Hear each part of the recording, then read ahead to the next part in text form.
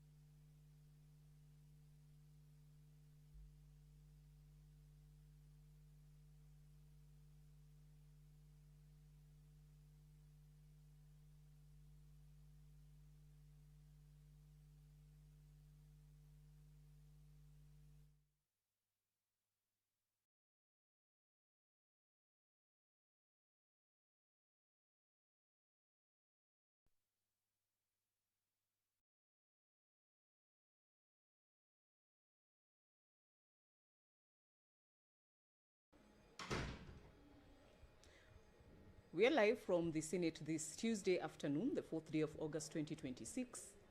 The quorum bell is ringing to implore upon senators to come into the chambers as ordered by the Senate Speaker, Honorable Amason Kingi. It will do so for 10 minutes, and this is per the standing orders of the Senate that dictates that a quorum shall be 15 senators. And this bell will be ringing until expiration of the 10 minutes, after which the Speaker may direct that it continues for another 10 minutes. And if there is still no quorum present, then he will have the discretion to adjourn the Senate forthwith to the next sitting, which in this case will be Wednesday morning, that is tomorrow. Pending before the senators this afternoon, consideration of a motion on reconstitution of select committees of the Senate, and that includes reconstitution of the Standing Committee on Agriculture, Livestock and Fisheries, where Senator Edwin Sifuna CBS MP will be replacing Senator Beatrice Ogola MP. The Standing Committee on Energy, where Senator Beatrice Ogola MP will be replacing Senator Moses Kajwang CBS MP. The Standing Committee on Health, where Senator Shakil Abdallah Senator Beatrice Ogola MP. The Standing Committee on Energy, where Senator Beatrice Ogola MP will be replacing of a motion on reconstitution of select committees of the Senate, and that includes reconstitution of the Standing Committee on Agriculture, Livestock and Fisheries, where Senator Edwin Sifuna CBS MP will be replacing Senator Beatrice Ogola MP. The Standing Committee on Energy, where Senator Beatrice Ogola MP will be replacing Senator Moses Kajwang CBS MP. The Standing Committee on Health, where Senator Shakil Abdallah Mohamed MP will be replacing Senator Joseph Githuku MP. The Standing Committee on Information, Communication and Technology, where Senator Moses Kajwang CBS MP and Senator Beatrice Ogola MP will be replacing Senator Shakil Abdallah Mohamed MP and Senator Hezena Lemaletian MP, respectively. Changes are also expected in the Standing Committee on National Cohesion, Equal Opportunity and Regional Integration, where Senator Godfrey Ososi CBS MP will replace Senator Beth Siengo MP. The Standing Committee on Roads, Transport and Housing and Standing Committee on Trade, Industrialization and Tourism. Order, honorable senators, kindly take your seats. Clerk, you may proceed to call the first order. Order number 1, administration of oath. Order number 2, communication from the chair.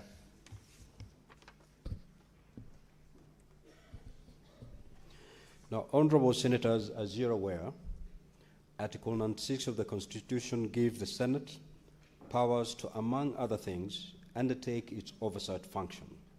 And in particular, at Article 96(3 of the Constitution, exercise oversight over national revenue allocated to county governments. As senators are also aware, every year, Parliament, through the Division of Revenue and County Allocation of Revenue Acts, determines the allocation of national raised revenue between the two levels of government and among the county governments. To undertake its oversight role effectively, the Senate requires a standard, scientific, objective, and transparent tool which can measure the performance of county governments on the adherence to the fiscal responsibility principles envisioned in the Constitution and statute, including the Public Finance Management Act and the County Governments Act. Now, over the years, however, such a tool has not been developed.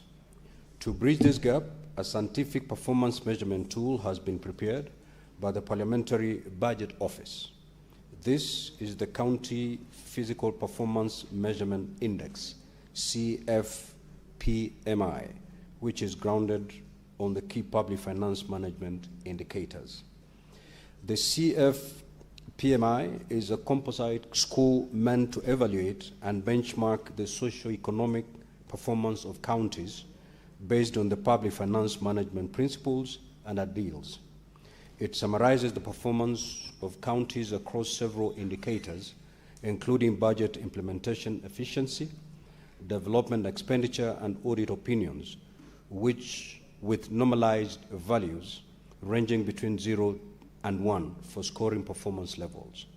Now, honorable senators, this publication, along with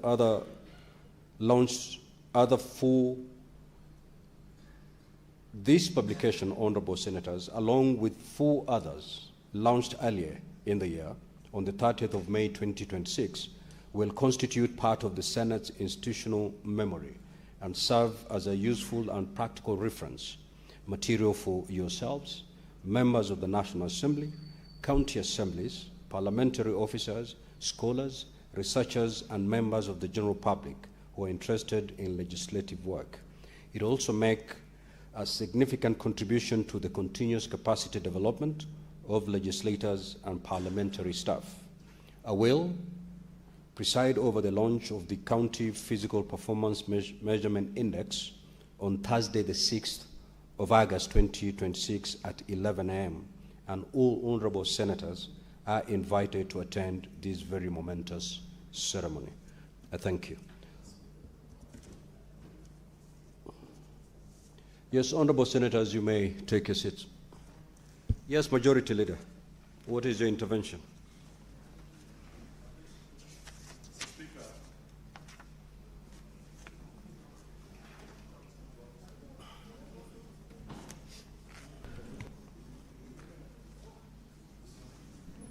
Oh, thank you. Mr. Speaker, I just wanted to make a slight comment. What you have commented is very important and monumental. Unfortunately, number one, the AC first in the room was, I think, at 0 degrees. So most members were freezing instead of listening to you. But more importantly, we are just walking to the House, and it's a Tuesday, and it's the first business you've considered. Yet you have commented or communicated to the House perhaps one of the most important communications to ever come out of the Speaker's table, Mr. Speaker, in a way in which, as a House, you are telling us that you are transitioning us from just over and above the work that we do, moving to a place where we do our work beyond the call of just semantics. But listening to you, Mr. Speaker, you are telling the country that the Senate of the Republic of Kenya will on Thursday, if I got you correct, Mr. Speaker, this Thursday, that should be the 6th of August 2026, lead the country to appreciating an objective evaluation of the performance of county governments across the Republic while commissioning a report of the same. Mr. Speaker, that is momentous and could not go without a comment or two from the honorable members of this House, Mr. Speaker. So I wanted to request if you'd permit. I know not all of us will get the chance to speak on the same on Thursday when you're launching this report. But it is just important that the country be made to be aware that send your best journalists to the House on Thursday at 10 a.m., as you have guided, Mr. Speaker. But more importantly is for members to interact with that report and share their perspectives. You know, Mr. Speaker, Senate has been an idle bystander as busybodies have been buying agencies in this town to rate their performance and say as so-and-so, I am the best performing governor or this or that. But now the Senate has properly taken its place as constitutionally expected. And that needs a special mention and appreciation. Thank you, Mr. Speaker, for leading us well in this venture. I thank you. Thank you, Majority Leader. What will be the neatest way of handling this particular issue? Would it be now for honorable members to comment, or the report is launched, it's tabled before the Senate so that members can go through it, and once it's tabled, then members will be in a better position to comment on the same? So then kindly gather with me on the date and time that I've just announced. Let us launch this particular report. I believe maybe the Majority Leader or maybe the Chair Finance and Budget could table the report. Thereupon, honorable senators will have an opportunity to speak to that report. I have a further communication to make before we move to another order. I would like to acknowledge the presence in the Speaker's Gallery this afternoon of a visiting delegation from the Parliament of the Kingdom of Lesotho. The delegation comprises 10 members of staff from the Parliament. The delegation is in the Senate to undertake a bench of the 10th Amendment to the Constitution of the Kingdom of Lesotho on the 13th of August 2025, which mandates Parliament to enact enabling laws that will definitely establish the Parliament Service Commission and the Parliament Budget Office with the sole purpose of creating an independent and autonomous Parliament. Honorable Senators, I request each member of the delegation to stand when called out so that you may be acknowledged in the Senate tradition. Mr. Kotso Mano Molela. As the Deputy Clerk of the Senate, Ms. Libuseng Majoro. Deputy Clerk, National Assembly, Mr. Lereko Mane, Director, Parliamentary Budget Office, National Assembly, Mrs. Masefefe Matete, Chief Legal Officer. You'll excuse me the way I'm pronouncing the names. Maybe it may not be the correct way to pronounce them, but I'll try. Being a Bantu, I'll try to my best. Mr. Fusi Libete, Finance Manager, National Assembly. Mr. Teboho Sekese, the Chief Research Officer, Senate. Mr. Mosito Lelimo. Mrs. Malineo Molele. Ms. Leneo Moleleki. Mrs. Mabasia Matabane. Now, on behalf of the Senate and my own behalf, I extend a warm welcome to you and to the entire delegation and wish you a fruitful and enriching visit. I will request the Senate Majority Leader to extend a word of welcome to welcome this delegation. Mr. Speaker, I welcome these distinguished colleagues of ours from the kingdom in the sky, as Lesotho is famously known, the only independent country in the world that is above 1,000 feet.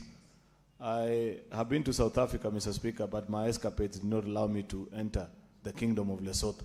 I do promise, Mr. Speaker, having, Mr. Speaker, I will reject the incitement that I'm receiving from members to ask you what that country has to offer, because I'm told you are a frequent visitor, Mr. Speaker. Majority Leader, you're supposed to welcome the visitors, not welcoming the Speaker. Mr. Speaker, I was only requesting that at the next visit, please let me accompany you to this beautiful country. You can see the Senator for Nairobi City County smiling. I know he's your deputy during those escapades, Mr. Speaker.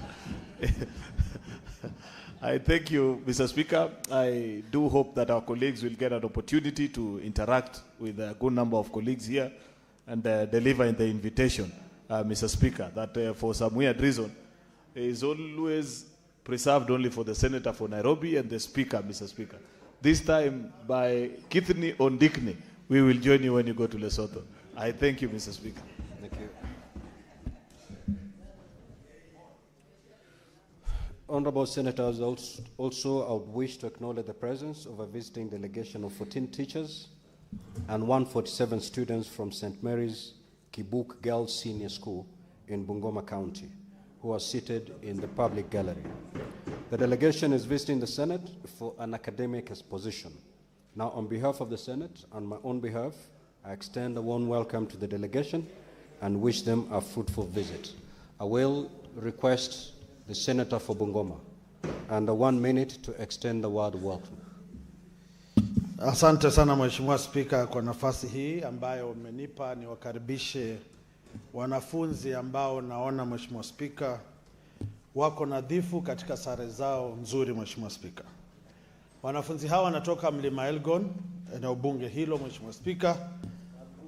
Wadi ya Kaptama inaopakana na Elgon Ward, na wale ambao wanatoka Bonde la Ufa. Mlima Elgon kwa lugha asilia Kapkugo inamaanisha kitovu cha jamii ya Wakalenjin.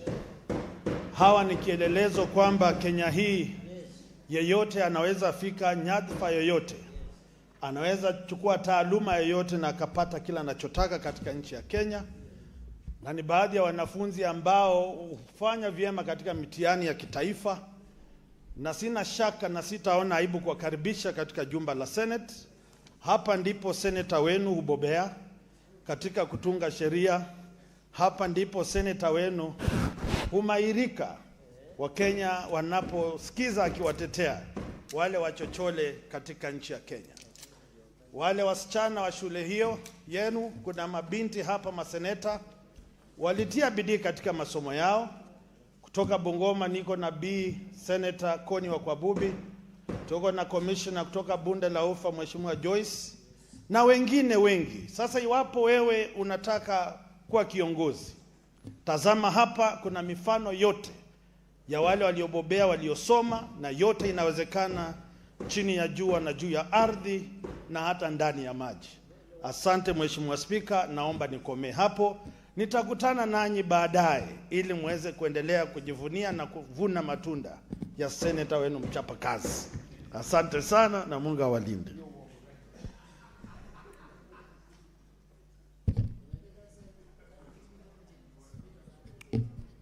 Honorable Senators, I would like to acknowledge the presence of a visiting delegation of 10 teachers and 91 students from Kabartegan Boys High School. I believe the majority leader will correct me in that pronunciation. From Kericho County, who are seated in the public gallery. The delegation is visiting the Senate for an academic exposition. On behalf of the Senate and on my own behalf, I extend a warm welcome to the delegation and wish them a fruitful visit. Also, I'd wish to acknowledge the presence of a visiting delegation of 9 teachers and 39 students from my Lolong Comprehensive School in Rock County, who are seated in the public gallery. The delegation is also visiting the Senate for an academic exposition. On behalf of the Senate On my own behalf, I extend a warm welcome to them and wish them a fruitful visit. I will request the majority leader to extend a word of welcome to welcome these two delegations. Mr. Speaker, I don't know why you're debating whether to allow me to welcome both. You know, Narok and Kericho is in the south of the rift, and I am something there. Mr. Speaker, I welcome these students from Kabartegan High School, one of the very top performing schools in Bureti sub-county, in back at home. And it's one of the oldest schools as well, Mr. Speaker, that I've had the opportunity actually to visit a couple of times, including a few months ago. I had an event in that school. And I know they're here on a study tour. One of their teachers, Mr. Buzeki, who's a good and ardent supporter of mine, had informed me earlier. I used to work with him before he joined the school as a teacher, that they'd be here. Therefore, I'm glad that these students have found time on a busy afternoon when you have good quorum. I do hope, Mr. Speaker, that when we do the traditional walk to say hi to the students, I'd get an opportunity to invite one or two of my colleagues so that these students can meet them and enjoy. I also welcome the visiting students from Narok County as well, who are here just to learn, interact, get to see the workings of Parliament, Mr. Speaker, so that I appreciate what legislators do in this House. I thank you, Mr. Speaker. Next order, Clerk.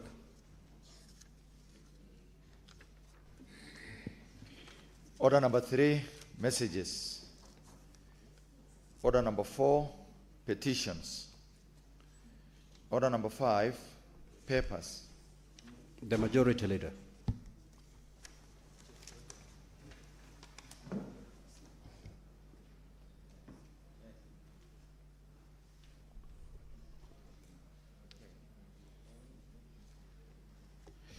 Thank you, Honorable Speaker.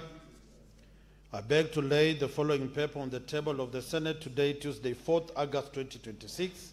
The Parliamentary Service, Constituency and County Offices Regulations, Legal Number 137 of 2026. Senate Majority Leader. Thank you, Honorable Speaker. The Chairperson, Standing Committee on Justice, Legal Affairs and Human Rights. Any member of JLAC?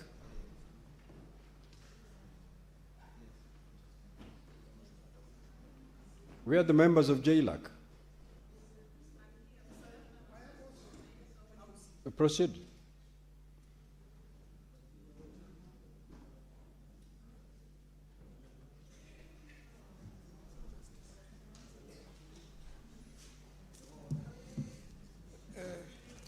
Thank you, Mr. Speaker. I beg to lay the following papers on the table of the Senate today, 4th August 2026. Report of the Study Committee on Justice, Legal Affairs and Human Rights on the consideration of the Constitution of Kenya Amendment Bill, Senate Bill number 13 of 2025. 2, report of the Standing Committee on Justice, Legal Affairs and Human Rights on its consideration of the Constitution of Kenya Amendment number 2 Bill, Senate Bills number 16 of 2025.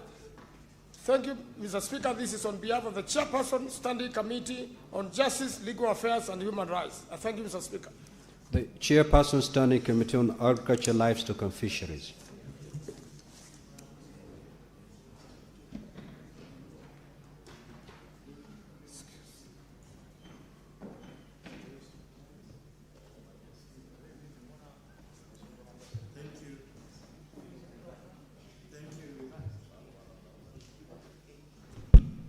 Thank you, Honorable Speaker.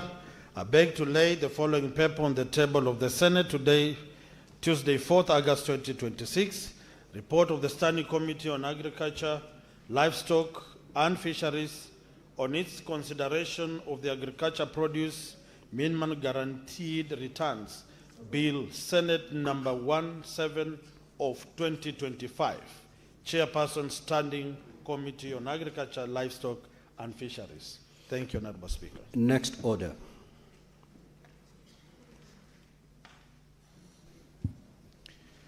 Order number 6, notices of motion. Order number 7, questions and statements. Now, request for statement pursuant to Standing Order 53-1, Senator for Embu County, the Honorable Alexander Mundigi.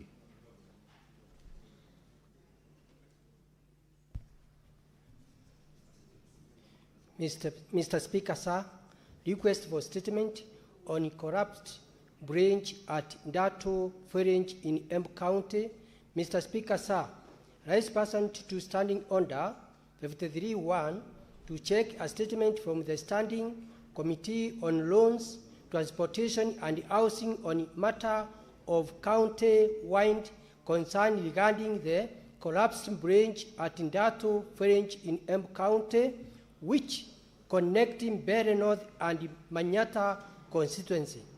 Mr. Speaker, sir, the branch collapsed 5 years ago, severely disrupting movement and access between the two constituencies. Dispute its importance to the affected communities. No tangible progress has been made towards construction, undermining residents' right to safe and reliable infrastructure. In the statement, the committee should address the following: the plans to reconstruct the branch, including the scope of works, the responsible implementing agency and the timelines for commencement and completion, the funds allocated for reconstruction of the branch, including the relevant financial year and the estimated project cost. 3. Steps taken to provide residents and other roads users with a safe alternative crossing pending the construction of the branch. The measures ensure timely assessment, repair, and rehabilitation of critical loans infrastructure whenever just failures occur in the future. Senator Alexander Mundigi, Senator for Embu County. Mr. Speaker, I have another statement. You may proceed.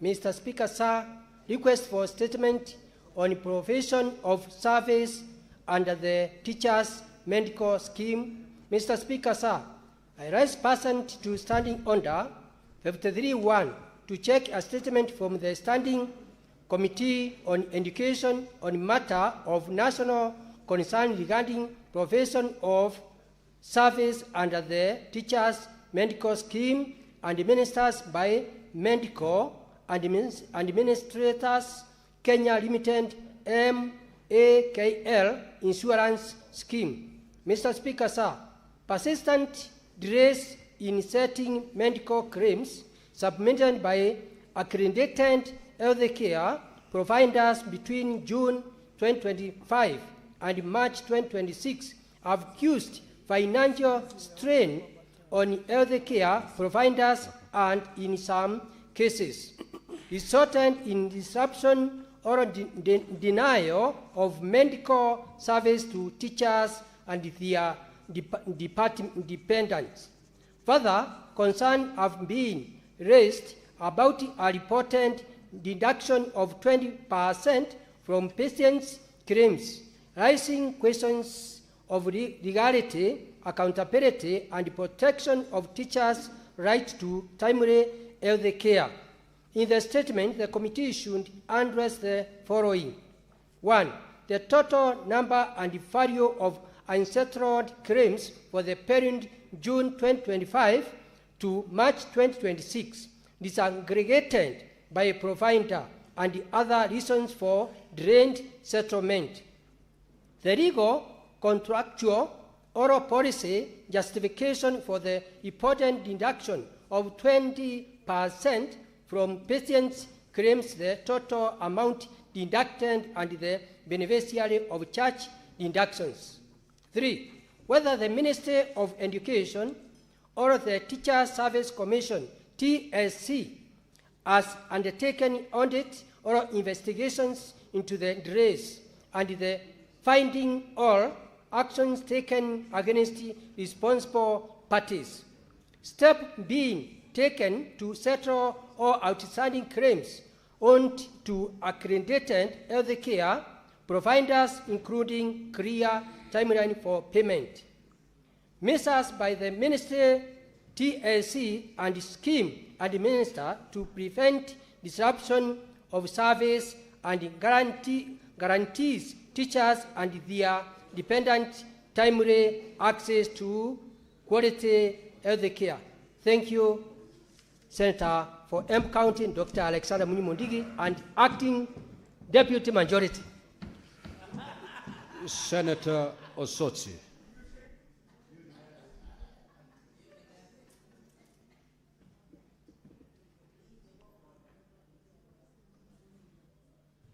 Thank you, Mr. Speaker. Mr. Speaker, I wish to request for a statement on the ongoing harassment of the residents of Munungo village in Mwibona ward of Vihiga County and the neighboring Ramula area which is on the boundary with Siaya. Mr. Speaker, I rise pursuant to Standing Order 53-1 to seek a statement from the Standing Committee on National Security, Defense and Foreign Relations on the matter of county-wide concern regarding the continued harassment of the residents of Munungo village, Mwibona ward, Vihiga County, and the nearby Ramula village, which is on the boundary with Siaya. Since 7th April 2026, in connection with the mineral prospecting activity in the area. Mr. Speaker, sir, residents of this area have been subjected to continuous harassment, intimidation, restricted access to their homes and farms, unlawful entry, displacement, destruction of property, confiscation of personal effects like mobile phones, and unauthorized access to personal data.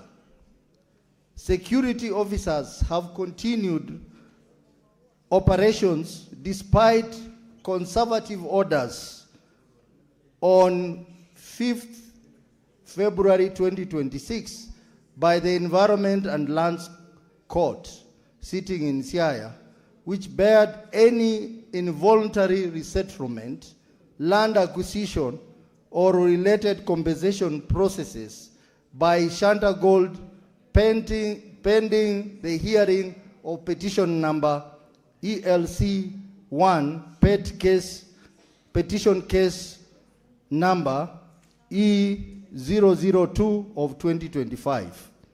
Demonstrations arising from the disputes in that area have led to numerous deaths, injuries, unlawful arrests, while motorcycles and other properties belonging to the residents remain in police custody. Mr. Speaker, this Sunday, I held a public participation in that area, and immediately I left, the police descended on the people there. Senator Osotsi, read your statement as approved by the chair, please. Very well. In the statement, the committee should address the following. 1, the circumstances surrounding the deployment of police officers, including officers of the General Service Unit, GSU, to Munungo village, outlining their mandate, the duration of the operation, and the persons or entities that requested or authorized the deployment. 2, the status of investigation into the reports of harassment, intimidation, unlawful entry into homes, displacement, trespass, destruction of property, and unlawful confiscation of or access to residents' mobile phones and personal data, including action against culpable officers. 3, the status of compliance with the conservative orders issued by the Environment and Land Court and the findings of investigation into the relationship between the entities undertaking mineral prospecting activities and the deployment or conduct of security officers. 4, the status of investigation into the death, injuries, and arrests arising from demonstration in the area, including the measures taken to establish accountability and prevent recurrence. 5, the number and description of motorcycles and other properties held by the police following the security operation, the legal basis for their continued detention, and the measures taken to facilitate their lawful release. Thank you, Mr. Speaker. Senator Fatuma Dulo.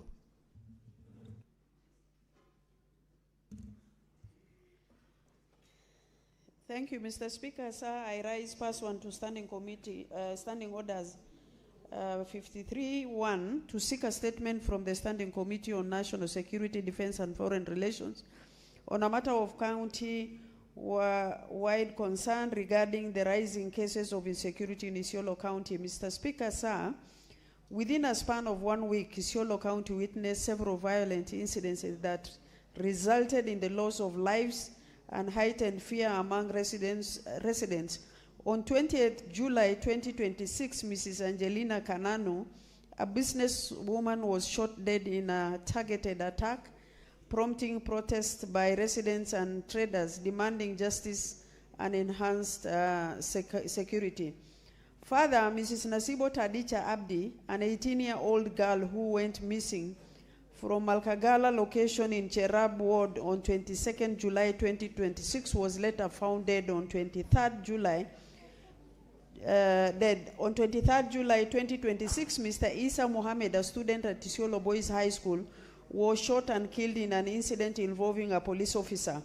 In the statement, the committee should address the following. Number 1, the circumstances surrounding the death of Mrs. Angelina Kananu, Mrs. Nasibo Tadicha Abdi, and Mr. Isa Mohammed, including the status of investigation, arrest made, and persons charged. Number 2, the measures Senator taken... Chute and Senator Mundigi, take your seats. Number 2, measures taken by national security agencies to address rising insecurity in Isiolo County, including the deployment of additional security personnel, patrols, and equipment. Number 3, the adequacy of police presence, equipment, and response capacity in Isiolo County, particularly in Isiolo Town and Cherab Ward, relative to the population and prevailing security threats. Number 4, the measures taken to investigate the involvement of police officer in the shooting of Mr. Isa Mohammed and ensure accountability, including the status of investigation by the Independent Police Oversight Authority. Finally, Mr. Speaker, the measures being taken in collaboration with the county government, local administrators, and community policing structures to restore public confidence and ensure the safety of residents, traders, and students in Isiolo County. I thank you, Mr. Speaker. Senator Kavindu.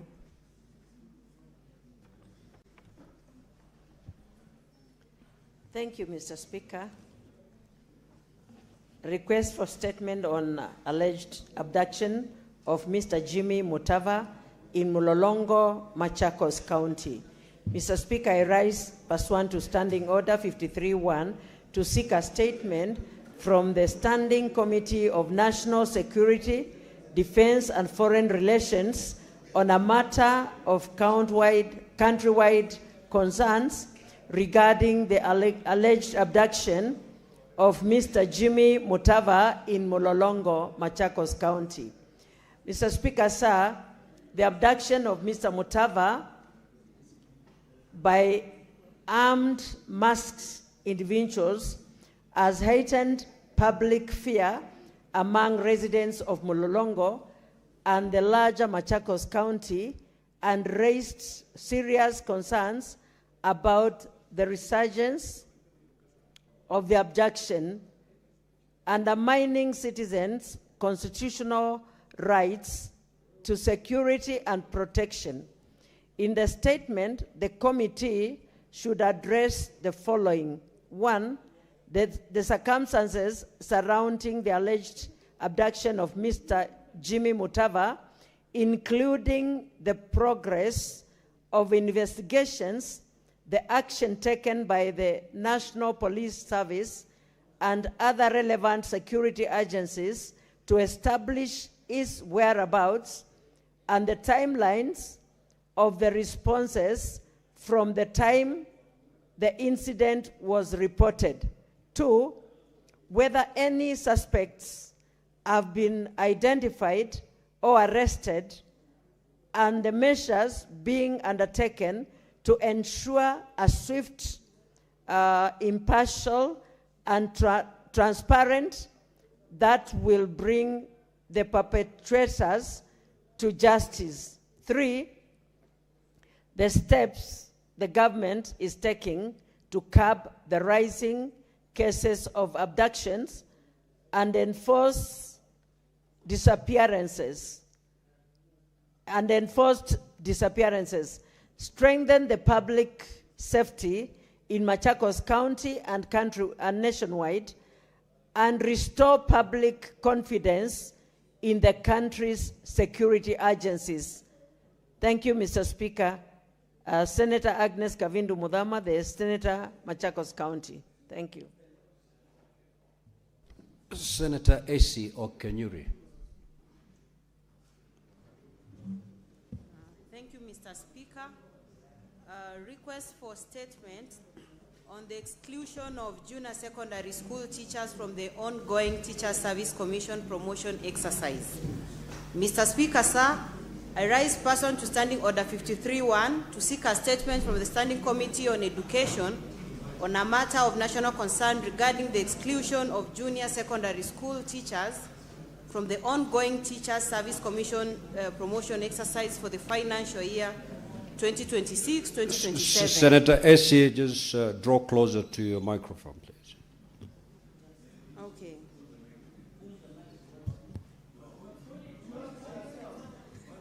Request for a statement on the exclusion of junior secondary school teachers from the ongoing Teacher Service Commission TSC promotion exercise. Mr. Speaker, sir, I rise person to Standing Order 53-1 to seek a statement from the Standing Committee on Education on a matter of national concern regarding the exclusion of junior secondary school teachers from the ongoing Teacher Service Commission promotion exercise for the financial year 2026-2027. Mr. Speaker, sir, the Teacher Service Commission has advertised for over 34,000 promotional vacancies for teachers across the country. However, concerns have arisen that qualified teachers serving in the junior secondary schools have been excluded from the exercise, as the online application system only recognizes teachers deployed to primary and senior secondary schools. In the statement, the committee should address the following. 1, the reasons for excluding JSS teachers from the ongoing promotion exercise, stating whether the exclusion is consistent with the TSC's human resource and career progression policies and the number of JSS teachers eligible for promotion. 2, whether the TSC intends to review the promotion framework and online application system to enable qualified JSS teachers to apply for promotion opportunities, and if so, provide the timelines for the review. And finally, the measures to ensure that all qualified teachers, regardless of their level of deployment, have equitable access to promotion, professional development, and career advancement opportunities. Thank you, Mr. Speaker. Senator Manzo.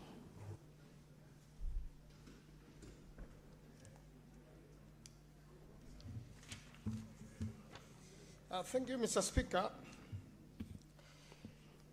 This is a request for a statement on the market access for farm produce from Makueni County. Mr. Speaker, sir, I rise pursuant to Standing Order 53-1 to seek a statement from the Standing Committee on Trade, Industrialization and Tourism on matter of countrywide concern regarding market access for mangoes, green grams, and pigeon peas produced in Makueni County. Makueni County, Mr. Speaker, sir, Makueni County is a leading producer of mangoes, green grams, and pigeon peas, which are key sources of income and livelihood for thousands of farmers, despite being leading source of income and livelihoods for thousands of residents, farmers of these crops face persistent challenges in accessing reliable domestic and export markets, meeting quality and phytosanitary standards, and coping with sharp price fluctuations during peak harvest. The results has been significant post-harvest losses and reduced returns, particularly for mango farmers. In the statement, the committee should address the following. 1, the measures the Ministry of Investment, Trade and Industry is taking to secure reliable domestic and export markets for mangoes, green grams, and pigeon peas from Makueni County, and to ensure farmers receive their fair and competitive prices. 2, the support be provided to farmers and cooperatives to meet quality, safety, and phytosanitary standards required for regional and international markets. 3, the interventions in place to stabilize prices and cushion farmers from losses during market gluts in peak harvest seasons. 4, the lessons learned from the challenges experienced by mango farmers during the last harvest season, and the measures be implemented to improve market access and strengthen value chain and reduce future post-harvest losses. Daniel Manzo, Senator Makueni. I thank you, Mr. Speaker. Senator Chimera.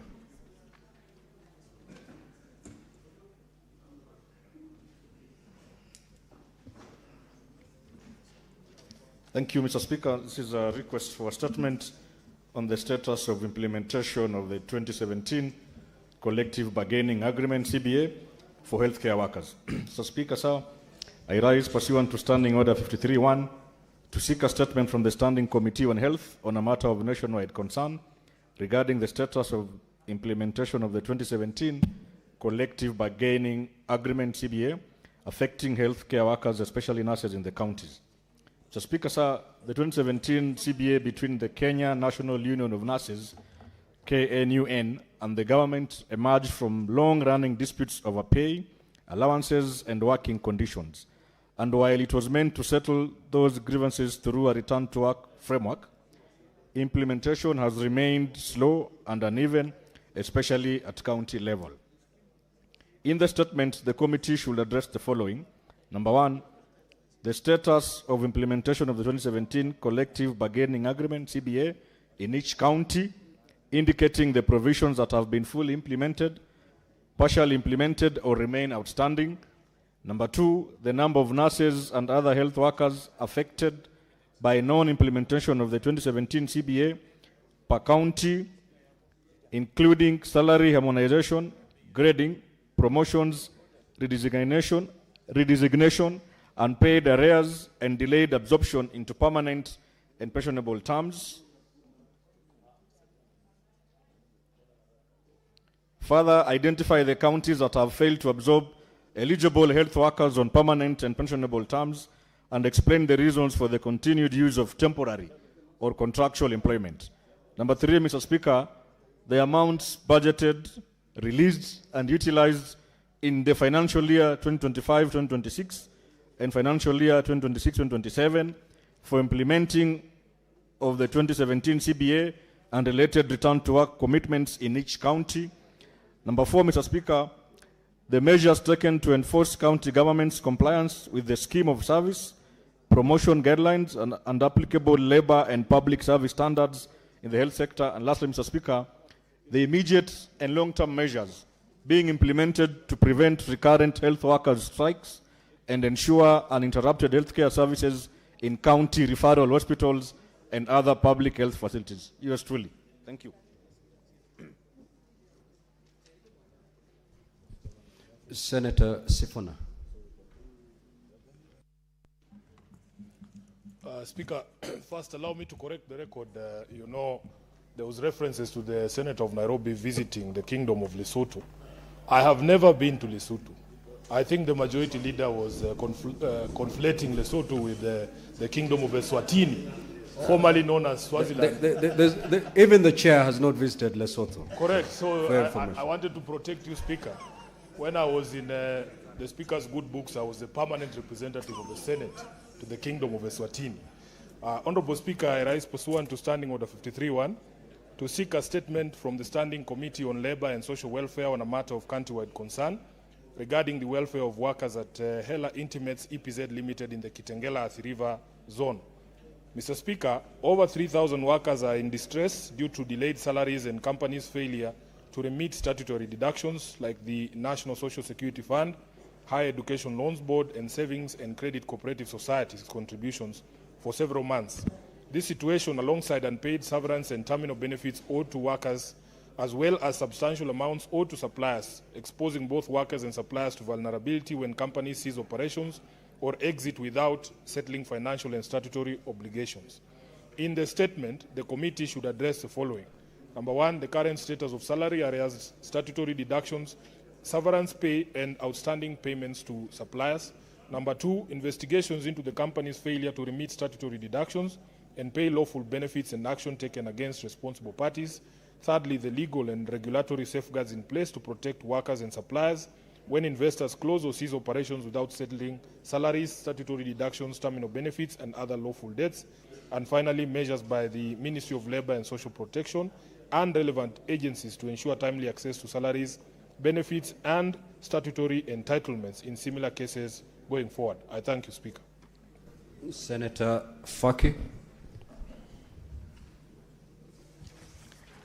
Thank you, Mr. Speaker, sir. Mr. Speaker, sir, I rise pursuant to Standing Order number 53.1 to seek a statement from the Standing Committee on Lands, Environment and Natural Resources on a matter of inter-county concern regarding the disbursement of funds under the Kenya Marine Fisheries and Socioeconomic Development KEMSFED project.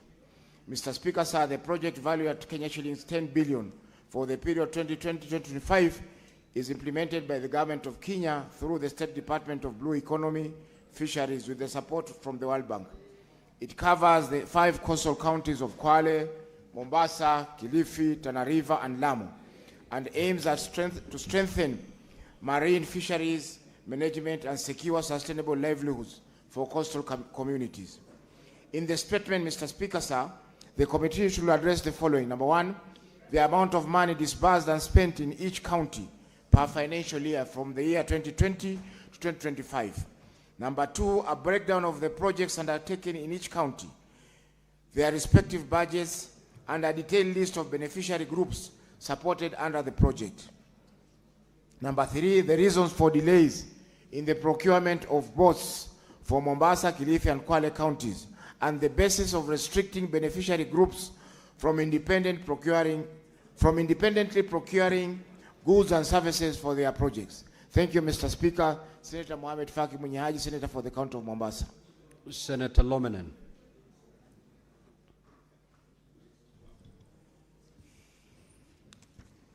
Thank you, Mr. Speaker, sir. I stand to request for a statement on the state of healthcare service delivery in Turkana County. Mr. Speaker, sir, I rise pursuant to Standing Order 53.1 to seek a statement from the Standing Committee on Health on a matter of country concern regarding the deteriorating state of health service delivery in Turkana County, particularly at Lodwar County Referral Hospital and other public health facilities across the county. Mr. Speaker, sir, residents of Turkana County continue to face persistent challenges, including shortages of essential medicines, inadequate staffing of crowded health facilities, delayed treatment, and difficulties accessing services under the Social Health Authority, SHA. Concerns have also been raised that county government employees continue to have statutory health deductions made from their salaries despite being unable to access benefits under the county medical cover and SHA, forcing many to meet medical expenses from their own resources. These challenges have reportedly resulted in avoidable suffering advanced health outcomes, and in some cases, loss of life, underscoring the need to urgent intervention to safeguard the constitutional rights to health care. In the statement, the committee should address the following. 1.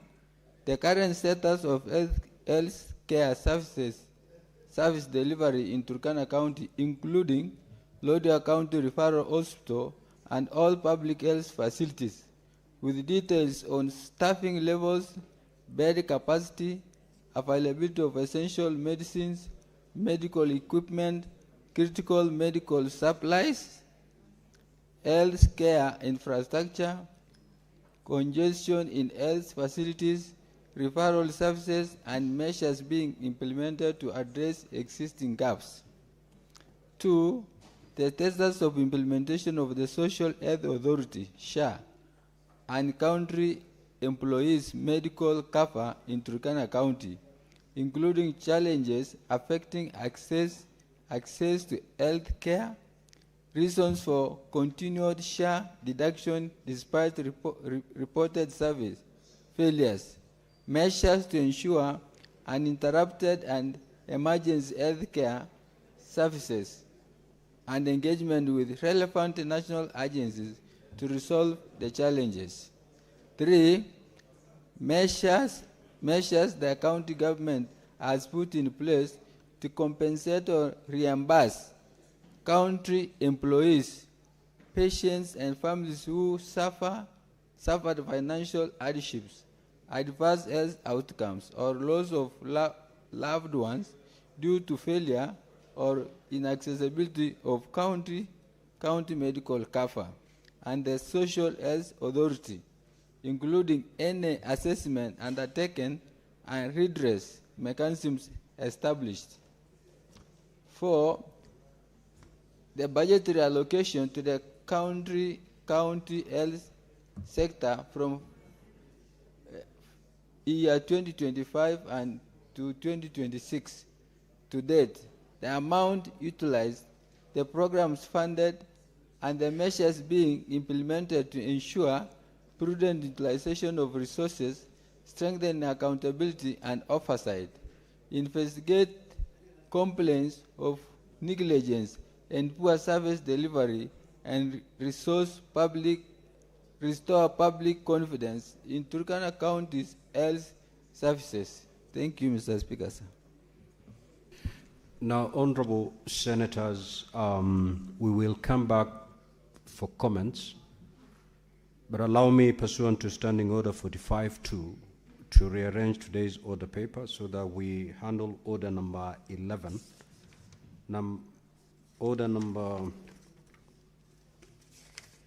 11 to 14, and thereafter come back for the comments for the statements that have been requested. Clerk. Yes, Senator Faki. There was the report of the Delegated Legislation Committee, and I can see the chair is in the House, on the consideration of the 5 or so instruments from the NTSA. Maybe it has been pending on this order paper for a long time, since the 11th of June. Thank you. So we'll come back to that once we are done with the orders that I've just mentioned. Clerk, proceed to call those orders.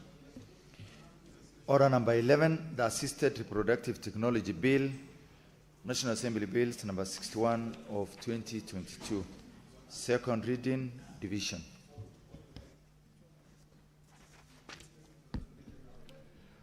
Sergeant at Arms, kindly ring the division bell for 3 minutes.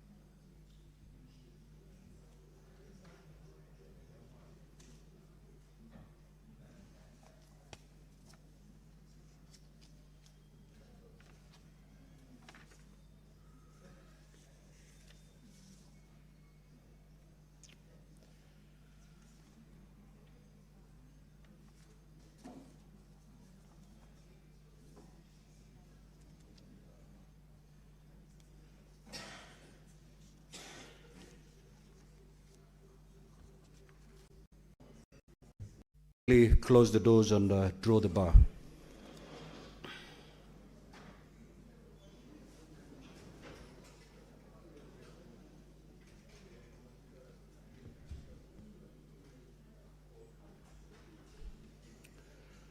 Now, honorable senators, we are doing division on order number 11. That is the Assisted Reproductive Technology Bill.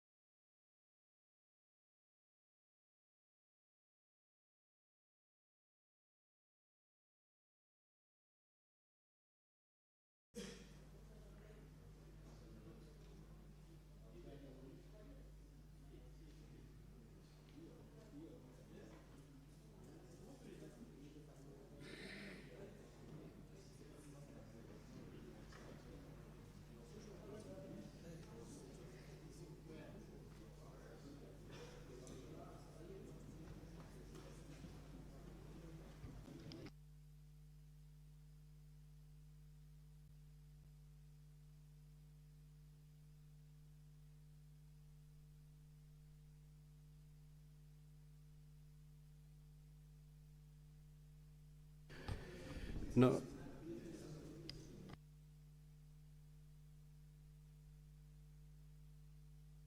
Senator Mbugua and Senator Joyce, kindly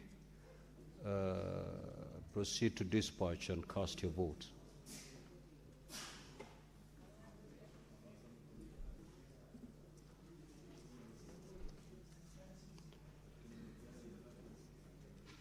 And honorable senators, we will move to the next order, and then at the end, I will announce the results for each order at the same time.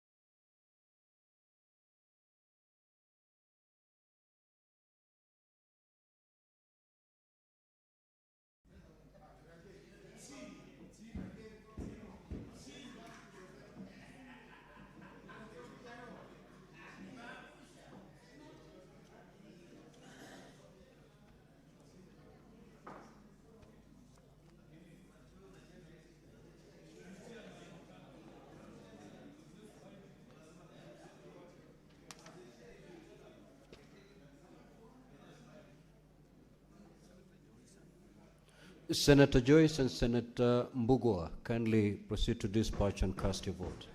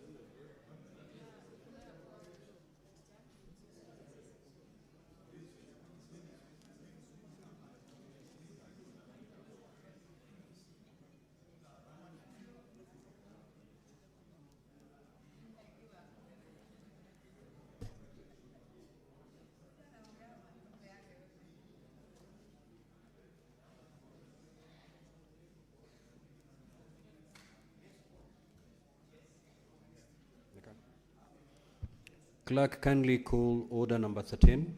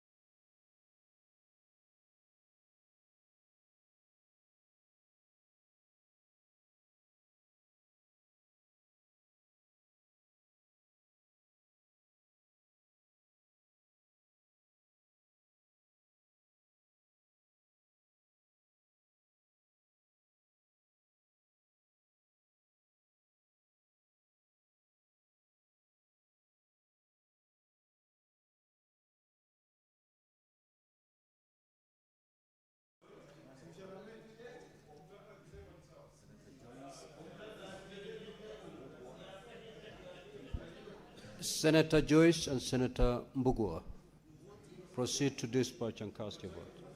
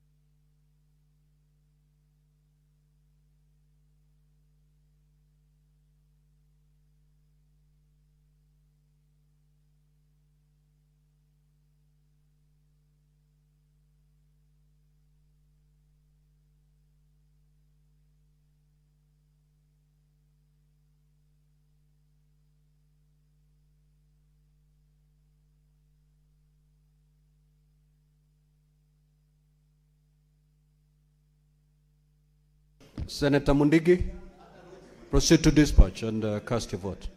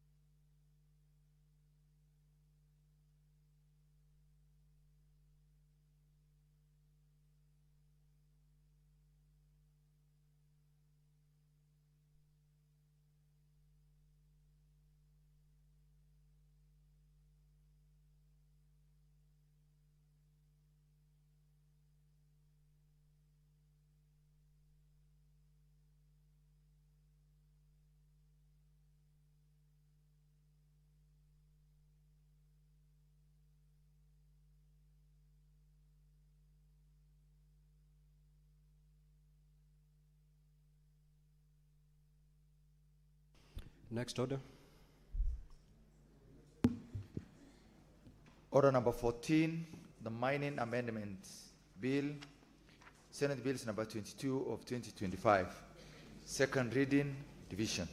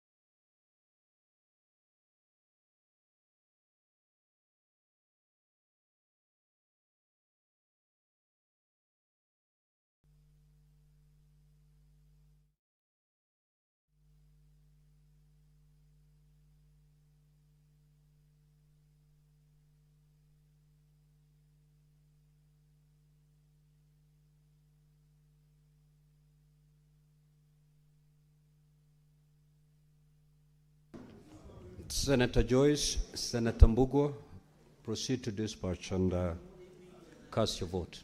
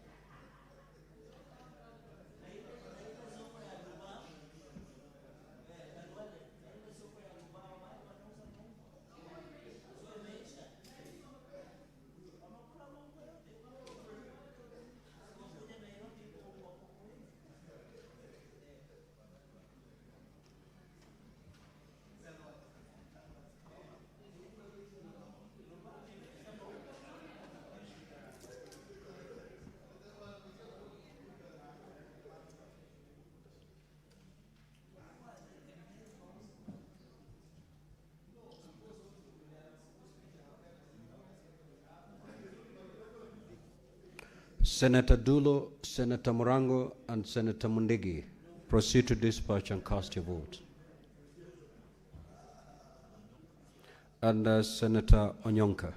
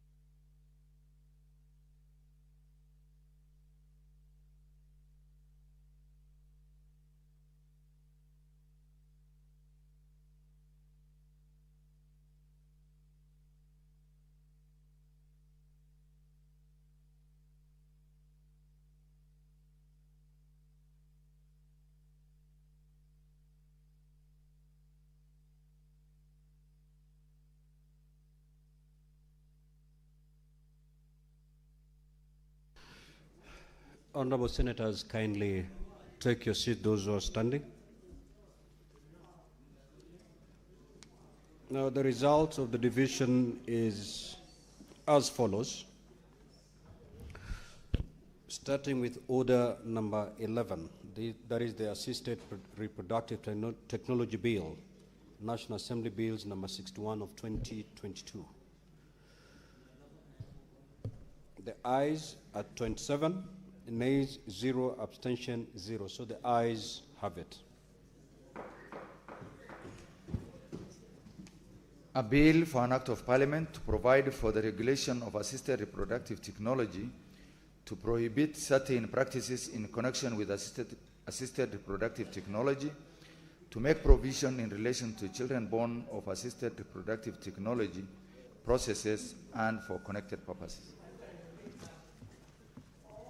Now the vote on order number 12, that is the Kenya Roads Amendment number 3 bill, National Assembly Bills number 3 of 2025.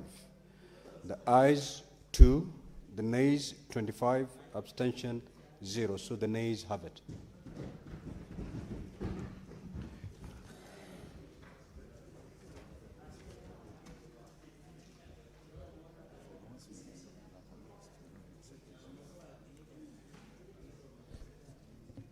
The result on order number 13, that is the referendum bill, Senate Bills number 3 of 2026. Nays at 24 votes, the nays 1, abstention 2. So the ayes have it.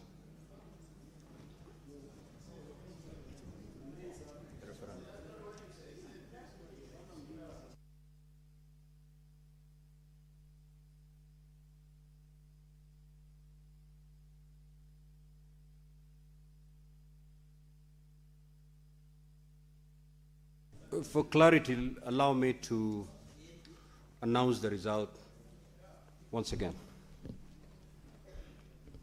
The ayes at 24, nays 1 vote, abstention 2 votes. So the ayes have it. And that is on order number 13, the referendum bill, Senate Bills number 3 of 2026. A bill for an act of parliament to provide for the conduct of referendum and for connected purposes. Now the result on order number 14, that is the Mining Amendment Bill, Senate Bills number 22 of 2025. The ayes 20, nays 7, abstention 0. So having failed to attain the requisite threshold, the bill is lost. Sergeant at Arms, you may now open the door and withdraw the bar.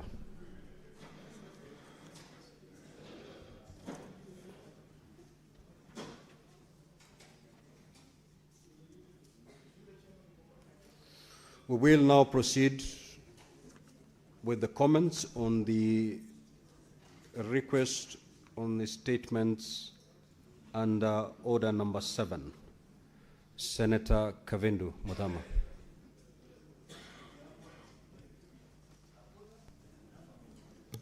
Thank you, Mr. Speaker, for this opportunity to comment on the statements. And I'll start with Senator Manso's statement on market access for farm produce from Makueni.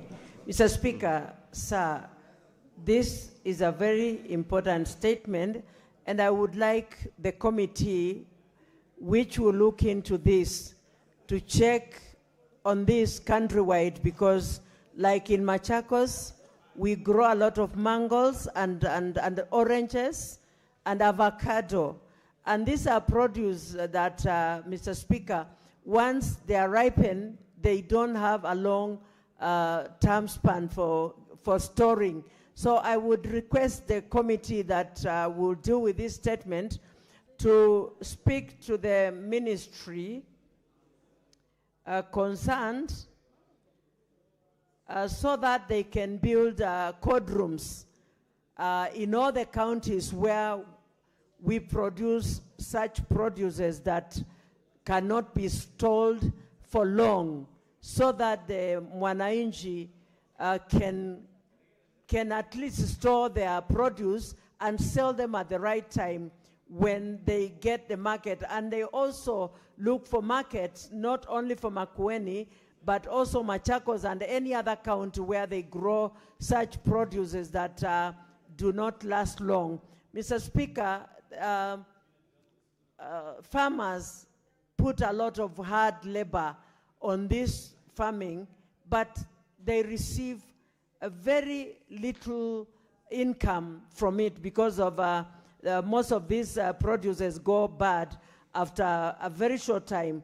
Mr. Speaker, the Ministry of Investment, Trade and Industry should look for market locally and internationally for farmers so that farmers can get money from the produces that they grow and keep them very well. Mr. Speaker, most of the people, the brokers who can get market on their own, they go and buy those produces from our farmers at a very throwaway price. You'll find that the broker gets more money than the farmer. So the ministry should really look into this so that the farmers can benefit. Thank you so much, Mr. Speaker. I support. The Majority Leader.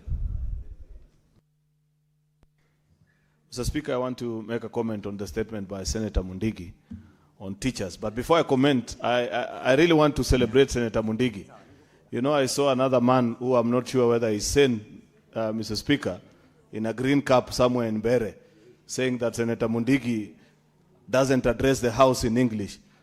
I think, Senator Mundigi, you should send today's clip to that deranged human being and tell him, hapa ni wapi, as they say. Mr. Speaker, Senator Mundigi has brought a very important issue. Growing up, Mr. Speaker, for a long time, the only payslip in our house was my mother's teacher's salary. And therefore, when Mundigi speaks about this issue of MACL, the advanced medical scheme for teachers, it's something that I keep hearing being raised even in public gatherings where I am with teachers. And I don't know what will be the eventual resolution of that particular matter, Mr. Speaker, but I just do hope that our chair for education, Senator Montet, will give this matter the urgency that it deserves, because in the last 1 month I've been to celebrations of teachers who've been elected to be public officials in the Kupet elections. And on each occasion, this matter has come up as something that teachers want to be properly addressed with a final resolution.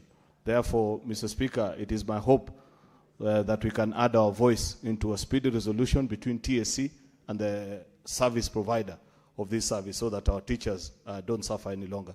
But nonetheless, good work, Senator Mundigi. Please send that man this clip. I thank you. Senator Sifuna. Speaker, it's good I'm going after, another child of a teacher, and my story is quite similar. But Speaker, I wanted to very briefly touch on the statements that have been brought by both Senators Mundigi, Senator Chimera, and Senator Lomenen, the senator from Turkana. And it paints a very grim picture of our healthcare in the country, Honorable Speaker. From the statement by Mundigi, you can see these themes are recurrent. And every morning, Honorable Speaker, we wake up to very scary headlines about the state of healthcare in our country.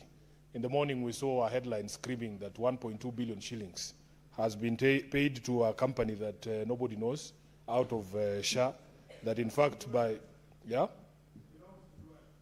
You will say that during your brief, Senator, but allow me to just say that it's not the first time that we are seeing such scary headlines, Honorable Speaker. You've heard Senator Chimera complain of repeated violations and non-respect for collective bargaining agreements that have been signed. As we speak right now, I am receiving an avalanche of complaints from nurses who work at Mathare National Teaching and Referral Hospital, Honorable Speaker, who have been on 3-month contracts from June of 2021. And if you compare, because of their status, Honorable Speaker, how much they are earning, compared to those of their colleagues who are on permanent and pensionable. Speaker, you can imagine they are earning 3 times less their colleagues for doing the exact same work. So all these stories that we see point to a problem or a crisis in the healthcare sector. And in fact, Kenyans are telling us that if there are two things we need to resolve, Honorable Speaker, is the healthcare system and, of course, our education system. And we are hoping that we can have conversations, Honorable Speaker. Part of the problem, and I want Kenyans to understand this, part of the problems is the shadiness of this business, Honorable Speaker, the lack of transparency. Why do we have, for instance, to hear from hospitals that there is a deduction on hospital reimbursements of 2% that nobody knows what it is for? It is forcing medical facilities to go to court to be told what this deduction is for. And there is a lot of mystery surrounding some of these operatives within the SHA network or the SHA ecosystem. And Honorable Speaker, which is the proposition we are giving Kenyans, is that without us falling in place in terms of the values of our constitution, these problems are going to recur. We need transparency in the administration of the SHA system. And if we do not have that transparency, Honorable Speaker, these stories will continue to appear in our newspapers. With those many remarks, I thank you, Honorable Speaker. Senator Cherarke.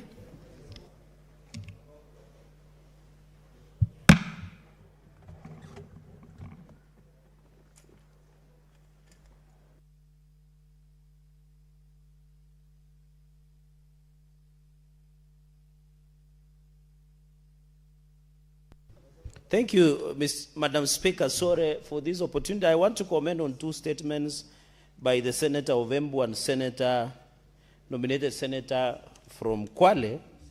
One is that we are having crisis, Madam Speaker. I want to call upon you, Madam Speaker, as the chair of this session, understanding number one, to order by next week, Tuesday, that the Health Committee should brief the country. Madam Speaker, we are facing crisis. Kapsabet County Referral Hospital, as we talk today, is closed. Madam Speaker, I believe the police station, the hospital, and any other, Madam Speaker, should not be closed for whatever reason. Madam Speaker, we are facing a crisis, and I expected the Committee of Health to brief the House. It has been happening for the last few days, Madam Speaker. And the people who suffer the most are the people who we represent, Madam Speaker. In the history of County of Nandi, this is the first time that Kapsabet County Referral Hospital is being closed. A number of health facilities in Nandi County have been closed because of the CBA disagreement between the county government, the governor, and the health nurses in terms of their promotion, work environment, lack of medical access, Madam Speaker, and many other issues. And I don't know, Madam Speaker, because maybe my colleagues, the stories in their counties are totally different. But what we are seeing, Madam Speaker, is that this CBA we must negotiate so that we can agree as a country, can you consult in law Madam Speaker. Just hold on a little, Senator Jared Kay. Honorable Senators, please consult in low tone so that the speaking senator can be heard. Thank you, Madam Speaker. I think this is a very serious crisis, that the issue of CBA and health workers, we must look at it. The Kenya National Union of Nurses, Kenya Union of clinical officers and other health practitioners, we are suffering. Colleagues and Madam Speaker, you must come out strongly. Just the way we are talking about medical cover for teachers, I want to appeal that this matter must be resolved so that our teachers can access the medical cover. Finally, on the insecurity in Isiolo, Madam Speaker, I'm surprised the chairperson of National Security is also complaining like all of us. And she was with the Minister of Health a few minutes ago. But you know, the Minister of Interior is busy doing kingpin politics. He's moving around Kalenjin counties, Madam Speaker, and therefore he will never have time to come to Isiolo. Madam Speaker, he has been attacking the Senator of Wazingishu, the Senator of Kericho. Madam Speaker, and therefore I don't think he will have time to come to Isiolo. Senator Dulo, we leave you with God and the Holy Spirit, Madam Speaker, because some of us know what he wants to achieve. While we are assisting the president to fix many issues, he is fixing the issues of kingship politics and 2032 succession politics. Madam Speaker, with those many remarks, I beg to yield the mic back. Senator Beatrice Ogola. Madam Speaker, I rise to comment on the two statements by the Senator of Embu, Senator Mundigi. The first one that touches my heart, Madam Speaker, is about a collapsed bridge at the Ndatu village. Madam Speaker, all Kenyans deserve some services. Madam Speaker, these bridges, this is a problem that is akin to a problem we have in North Kabwoch Ward of Ndewa constituency, Madam Speaker, in a village called Wagasi. Madam Speaker, there's a very, very big problem in that village because along the river Riana, which will soon be full when the rains begin, Madam Speaker, and we have two villages there called Orembe Village and Maram Village. Madam Speaker, pupils and students in that village will not go to school the moment that river gets filled up. Madam Speaker, if you see how pathetic the situation is, Madam Speaker, just recently when I was in the village, we had even to contribute with the villagers, Madam Speaker, to make a makeshift bridge that would allow these pupils, the women that walk across that river, and Madam Speaker, that river is also crocodile infected. And so I support this statement, and I want to say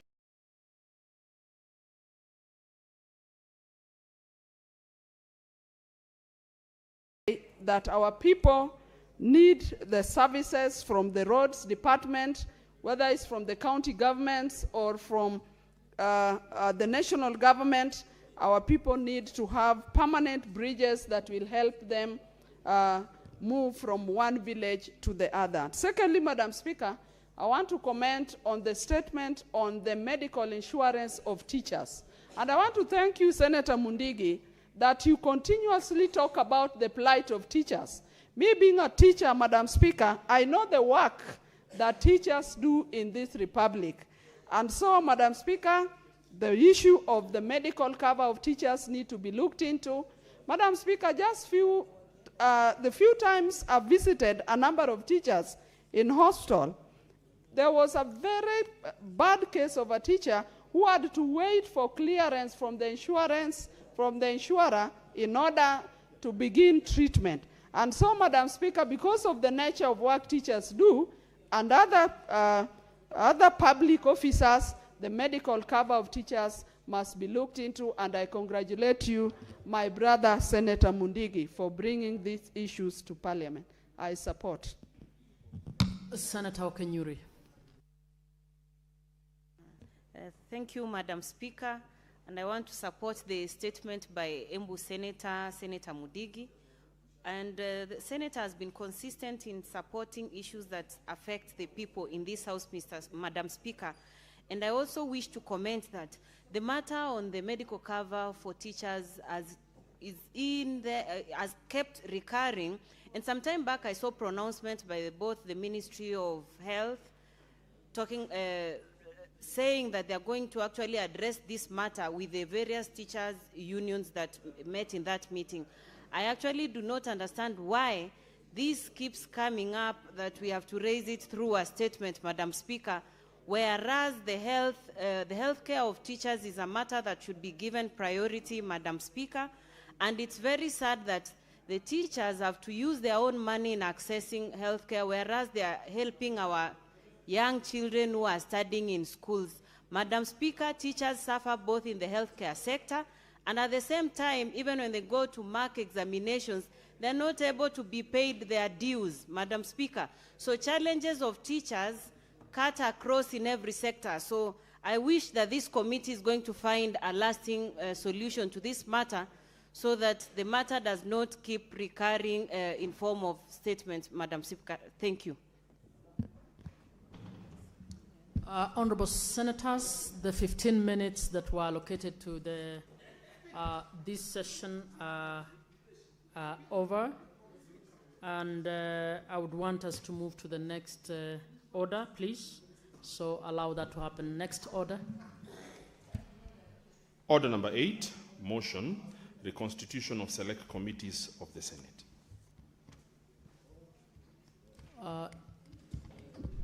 Who's the mover of this? Majority Leader?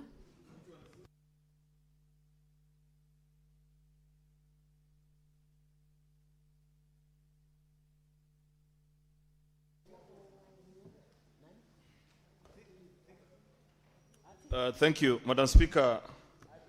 Ideally, this is a motion of the minority side, but since my counterpart is not in the House, I can offer to assist him. But I'm wondering why Senator Wambua is not rising to do this, and he's a substantive deputy.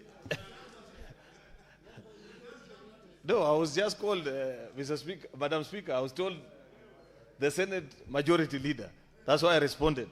Ideally, this is Senator Wambua's work that I'm doing, Madam Speaker. Proceed, Senator Majority. That is fine. Okay, Senator Wambua, you've heard, Madam Speaker, that notwithstanding, I rise to move the following motion, which is a reconstitution of select committees of the Senate. That notwithstanding the resolution of the Senate made on 12 February 2025, 2nd December 2025, and 17 June 2026, on the approval of senators to serve in the various select committees of the Senate, A, pursuant to Standing Order 197, 199, 228, and the fourth schedule to the standing orders, the Senate approves the following senators nominated by the Senate Business Committee to serve in the standing committees of the Senate as follows. 1, Standing Committee on Agriculture, Livestock and Fisheries, Senator Edwin Sifuna to replace Senator Beatrice Ogola. Standing Committee on Energy, Senator Beatrice Ogola to replace Senator Moses Kajwang. Standing Committee on Health, Senator Shakila Abdallah to replace Senator Joseph Giduku. Standing Committee on Information, Communication and Technology, Senator Moses Kajwang and Senator Beatrice Ogola to replace Senators Shakila Abdallah and Senator Hezena Lemaletian. Standing Committee on National Cohesion, Equal Opportunity and Regional Integration, Senator Godfrey Osotsi to replace Senator Beth Siengo. Standing Committee on Roads, Transportation and Housing, Senator Amida Kibwana to replace Senator Crystal Asige. Standing Committee on Trade, Industrialization and Tourism, Senator Enoch Wambua to replace Senator Hamida Ali Kibwana. Pursuant to Standing Order 193, 194, 197, and 199, the Senate approves the following senators nominated by the Senate Business Committee to serve in the select committees of the Senate as follows. 1, County Public Accounts Committee, Senator Joseph Giduku and Senator Justice Stewart Mazayo to replace Senator Jones Mwaruma and Senator Edwin Sifuna. County Public Investments Committee and Special Funds Committee, Senator Jones Mwaruma and Senator Hezena Lemaletian to replace Senator Eddie Okech and Senator Godfrey Osotsi. Mr. Speaker, this is, my apologies, Madam Speaker, this is a routine reorganization of the committee. Ideally, this is a matter that should have been handled by my colleague, my counterpart, the leader of the minority. But he's not in the House this afternoon, Mr. Speaker. And therefore, I'll be transacting this on his behalf, because I can see he has made quite a raft of changes. And I want to believe, as leader of the minority side, this is done, Mr. Speaker, to infuse new energy into certain committees, move certain competencies into different places, Mr. Speaker, as expected, Mr. Speaker. Mr. Speaker, Madam Speaker, I had requested that there should be a detector at the door for colorless liquid, Madam Speaker, and I think increasingly there is a need for the same. This matter, Madam Speaker, I have seen also certain reports. For example, I saw, I don't know if it was fake news or genuine news, and I haven't had the opportunity to ask my colleague, Senator Crystal, whether it is true. I saw a caption somewhere saying that she had been removed for a committee for proposing something. I'd wish to believe that that is fake news. I don't think she said that, Madam Speaker, but the world is such as it is, because I doubt if a member can be removed from a committee for proposing something, because in any case, Madam Speaker, to propose any legislation, one, you don't have to be a member of any committee. You can propose legislation on any matter. And second, and most importantly, to progress a particular legislation, you need the support of nearly more than half the delegations of the House, Madam Speaker. So it's not a simple matter as just serving in a particular committee. No.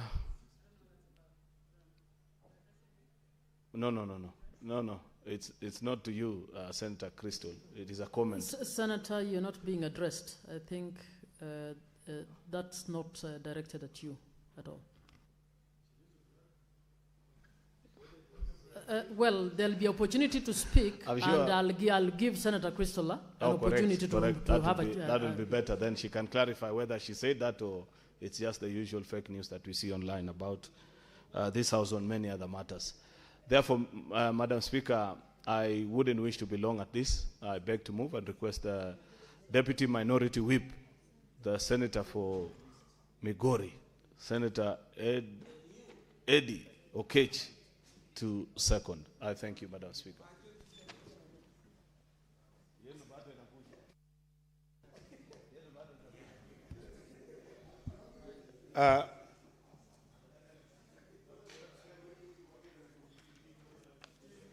Madam Speaker, I wish to second this motion right from the onset.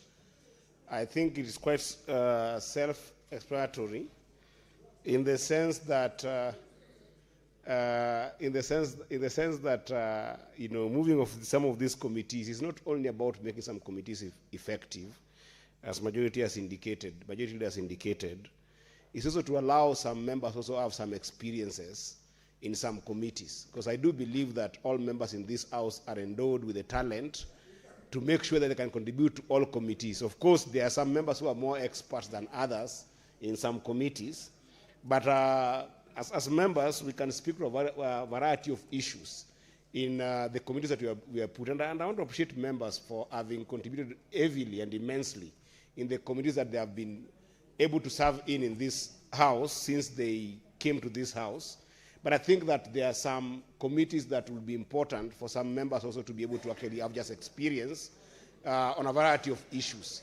Because in some committees, to be honest, there are issues that you deal with that affect a number of counties, Madam Speaker, in a certain way that just hits differently. So I want to give an example, Madam Speaker, in the context of what majority has talked about, that the members of the public might feel like maybe there's a purge on certain individuals for action or position on some issues.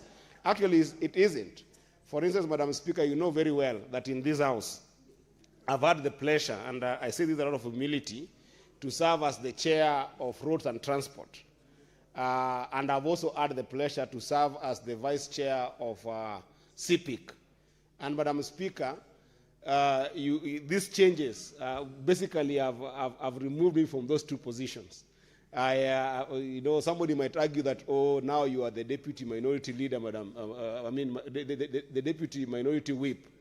But Madam Speaker, you know that my vice chair at the Committee of Roads and Transport is equally a deputy minority whip, who you would expect that should not be holding that position and then also becomes a vice chair or a chair of a committee. But you see, I have been stripped of all those positions, yet he has remained.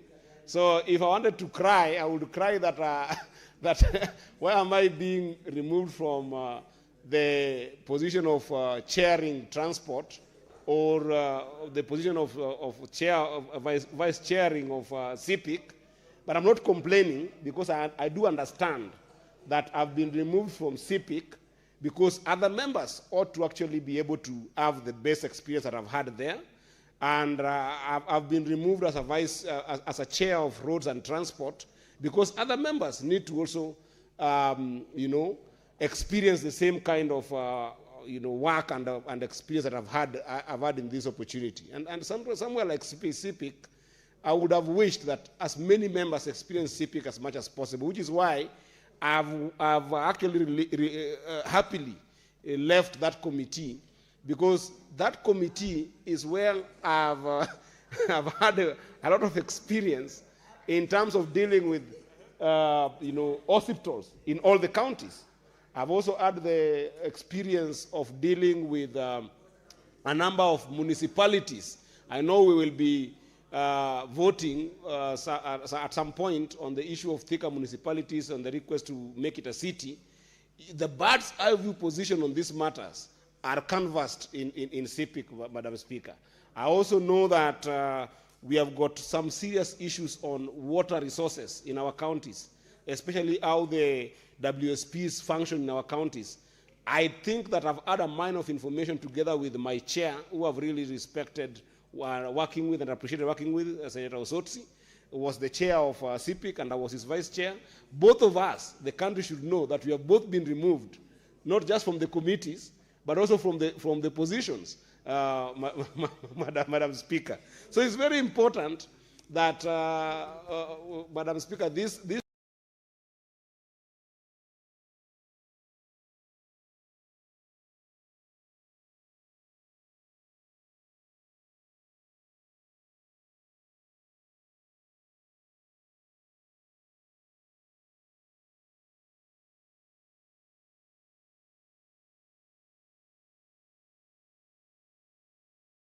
I think he will inform me better when he's contributing. So for now, Madam Speaker, I would just want to go ahead and second the motion. So, Madam Speaker, I would want positive energy to be in the House, that these changes are not in any way to punish or to demean or are malicious to any member.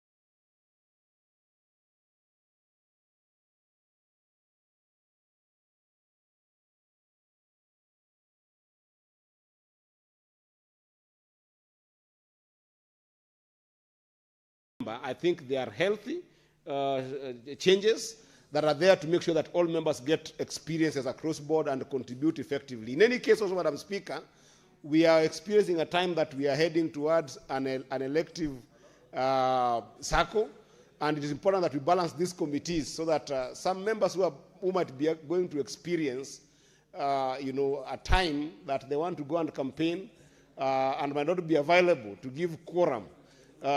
Some members can also be more available. So we balance these things looking at a number of things from the minority side. And I want to wish members who have been given the different committees the courage to actually be available to give quorum to these committees and canvass across a number of issues and make sure that the agenda that is remaining in those committees are done before people perhaps go to campaigns next year. Therefore, I want to second and support, and hopefully this will be able to contribute to the best conduct and the best churning out of the business of the House through these committees. I second, Madam Speaker. Honorable Senators, I propose the question that notwithstanding the resolutions of the Senate made on 12th February 2025, 2nd December 2025, and 17th June 2026, on the approval of senators to serve in various select committees of the Senate, A, pursuant to Standing Order 197, 199, 228, and the fourth schedule to the standing orders, the Senate approves the following senators nominated by the Senate Business Committee to serve in standing committees of the Senate as follows. 1, Standing Committee on Agriculture, Livestock, and Fisheries, Senator Edwin Sifuna, CBS, MP, to replace Senator Beatrice Ogola, MP.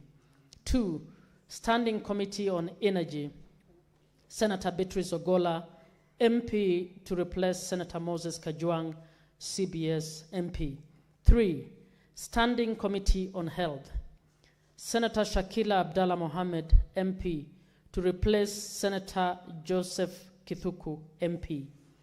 4, Standing Committee on Information, Communication and Technology, Senator Moses Kajwang, CBS, MP, and Senator Beatrice Ogola, MP, to replace Senator Shakila Abdallah Mohammed, MP, and Senator Hezena Lemalatian, MP. 5, Standing Committee on National Cohesion, Equality, Equal Opportunity, and Regional Integration, Senator Godfrey Osotsi, CBS, MP, to replace Senator Beth Siengo, MP. 6, Standing Committee on Roads, Transport and Housing, Senator Hamida Kibwana, MP, to replace Senator Crystal Asige, MP. 7. Standing Committee on Trade, Industrialization and Tourism. Senator Enoch Wambua, CBS, MP, to replace Senator Hamida Ali Kibwana, MP. B. Pursuant to Standing Orders 193, 194, 197, and 199, the Senate approves the following senators nominated by the Senate Business Committee to serve in select committees of the Senate as follows. 1. County Public Accounts Committee. Senator Joseph Kithuku, MP, and Senator Justice Retired Stuart Mazayo, EGH, MP, to replace Senator Johannes Mwaruma, MP, and Senator Edwin Sifuna, CBS, MP. 2. County Public Investment and Special Funds Committee. Senator Jones Mwaruma, MP, and Senator Hezen Alemeletian, MP, to replace Senator Eddie Okech, MP, and Senator Godfrey Osoti, CBS, MP. I will now call upon, I'm proposing to call upon maybe 3 on either side to... I have made the decision that I will give opportunity for contributions to a few people on either side. Senator Crystal Asige, I'll begin with you. Mine was a clarification, Chair. So you don't need to. So It's a clarification. Point of clarification. that's all right. Oh, so now who is going to clarify? No, it's okay. It's passed. It's passed. Okay, that's fine.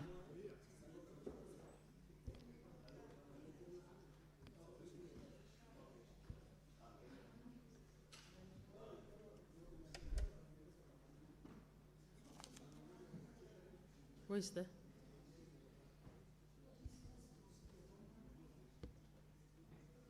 Oh, okay. I see Senator Osoti.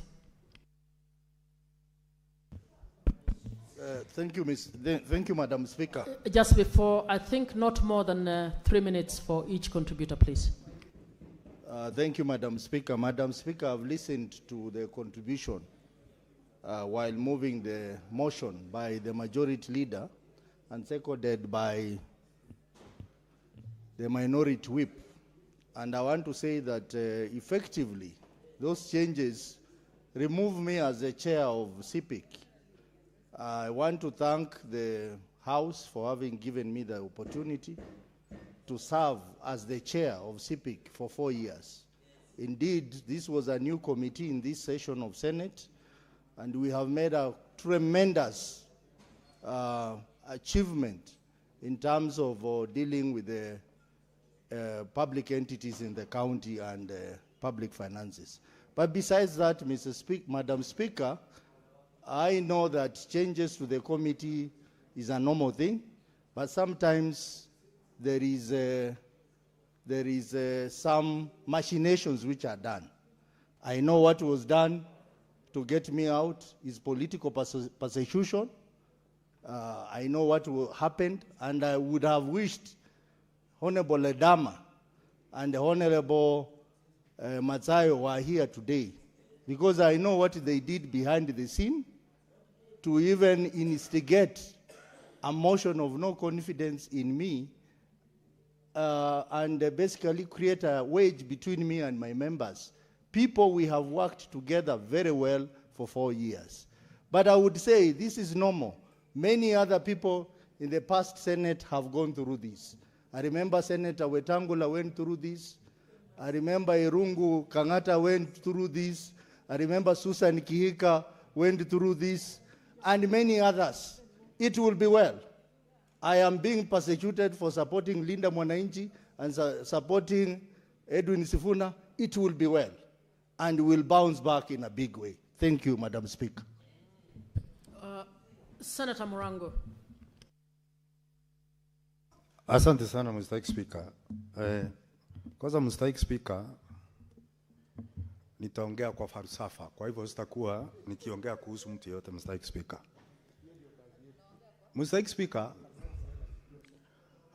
ukweli useme kwamba seneta yote ambaye ako katika jumba la seneti ako na uwezo wa kuketi na kujadili maneno katika kamati yoyote, lakini kama vile miti katika msitu, watu wote watoshani. Mstahiki Spika, Mstahiki Spika, katika kamati ya Wasimbu ukijaribu kunielezea kwamba umemtoa Senator Sifuna kwa sababu hana uwezo, mimi naona ni kama katika vita unauza bunduki, unanunua fimbo na unaendelea kusema ya kwamba hii vita inahitaji fimbo. Ndio uzuri katika kupigana. Mstahiki Spika, Mstahiki Spika, wenye matege huwa anasema bora mwendo, usiangalie matege. Na tunajua fika ya kwamba uwezo wa wenye wametolewa kwenye kamati hawana, kwa sababu ni jambo limefanyika sana. Kwa muda tumekuwa tukinyamaza katika bunge la seneti, tunasema ya kwamba heli tuwe niwe mfalme wa kimya changu kuliko niwe mtumwa wa maneno yangu. Na kwa sababu imefika leo, nataka niwe mtumwa wa maneno yangu. Mstahiki Spika, Mstahiki Spika, wale ambao wanatolewa kwenye kamati kwa sababu ya kisiasa huwa hawana uwezo. Na unajua mtu amekosa mate ya kumeza, hata ya kutema hawezi pata. Kwa hivyo watakuja wakae waone mambo ikiendelea. Lakini tukitaka kamati zetu ziendelee kwa njia inayofaa, tuangalie uwezo wa kila mtu kabla hatujamtoa, ili tuweze kuendeleza kamati zenu ipasavyo. Kwa sababu tukitumia kila siku kwa sababu ya kisiasa, hivyo ndio tunaendelea kuwa kamati zetu. Mstahiki Spika, nataka niseme hivi. Unajua Mstahiki Spika, nataka ulinzi. Unajua kiongozi walio wengi hapa naona ananifokea. Nataka niseme ya kwamba tunajua hakuna kitu tunabadilisha hapa, na sisi kama sisi ambao tulianzia tushaamua tena hatutahangaika sana na rangi ya chai. Utamu wa chai ni sukari, tutaitafuta mahali pengine. Mstahiki Spika, What's your point of order?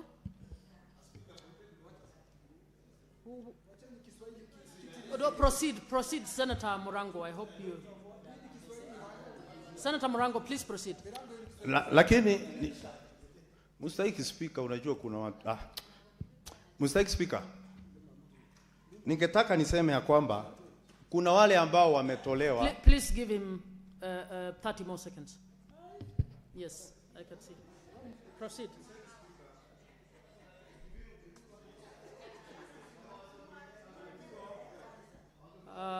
Clerks, please give him 30 more seconds to...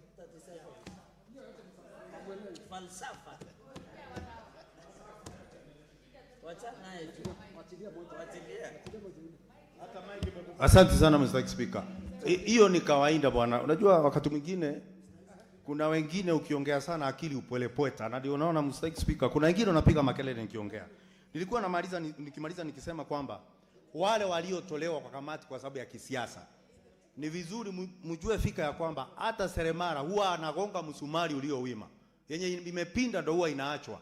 Kwa hivyo kama seremala anatengeneza samani, msumari uliowima ndio ugongwa na nyundo, ile iliyo kombo inabakishwa pale pale. Na kwa hivyo katika kamati zetu kuna misumari mingi ambayo iliyo kombo imebakishwa, lakini iliyowima kama Sifuna, kama Otosi ndio inagongwa. Mstahiki Spika, na iko wazi Mstahiki Spika. Lakini Mstahiki Spika, namalizia kwa kusema ya kwamba tukitaka kwenda sambamba, tuache kutoa watu wa kamati kwa sababu ya kisiasa, tuangalie kila mtu uwezo wake. Mstahiki Spika. Asante Mstahiki Spika. Senator Khalwale.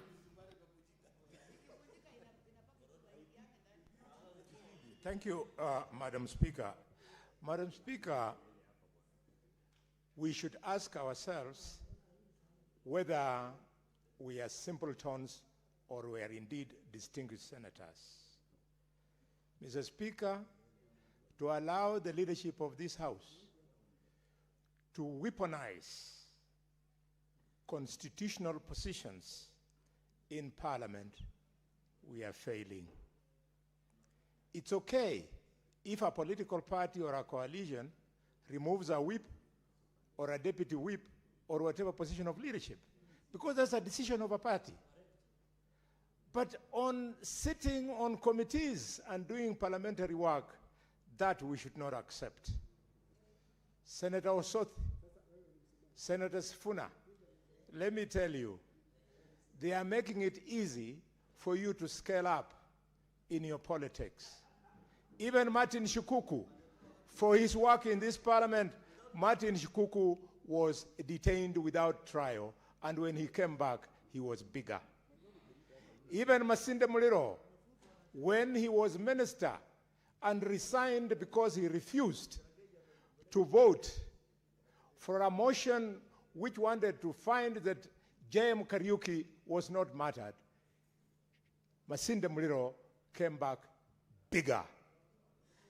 Mheshimiwa Soti, even in your own backyard, in Vihiga, Peter Kibisu, seated in this chamber, he voted against government as an assistant minister, and he became a greater politician.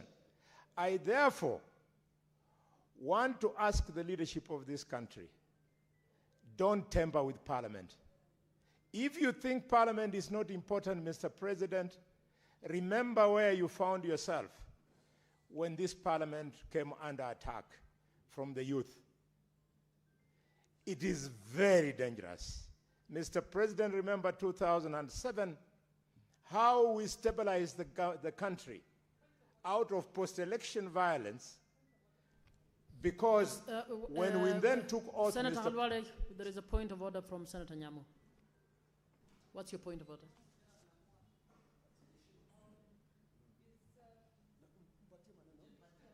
Give her the mic. Madam Speaker. No, let her explain herself, please. Is order, please. Crystal Asige, can you... Senator Nyamu, can you just proceed? Can you please protect me from Senator Crystal Asige, Madam Speaker? Senator Asige and Senator Nyamu, point of order. The point of order by Nyamu has not even begun. Can you begin?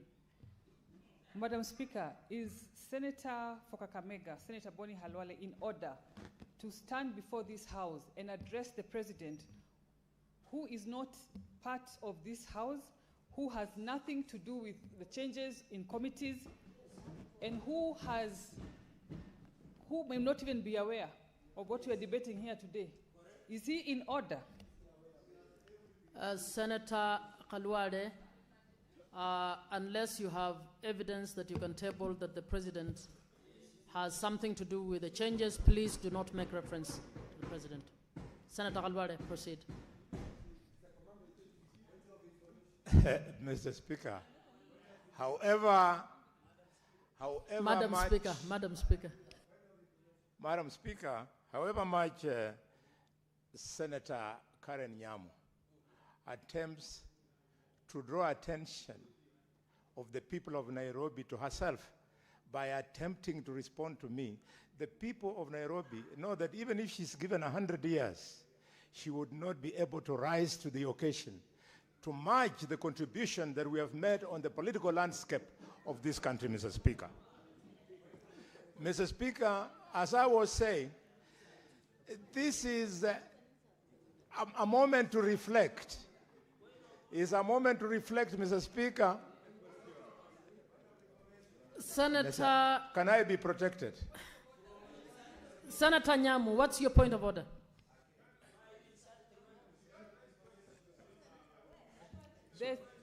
Madam Speaker has ruled. Madam Speaker has given me the mic. Madam Speaker, Boni Halwale is using this House to insult and intimidate women. And I want to know, and it is such a shame, he did that to Senator Tabitha another time. Today it is me. Address yourself to the issue that I have raised. Leave me alone with my people of Nairobi. They are not a subject. Okay, Senator Nyamu, I wish you would have raised that as a proper standing order, asking him to to He must withdraw what he withdraw? said. Senator Khalwade. Senator Nyamu, please sit down.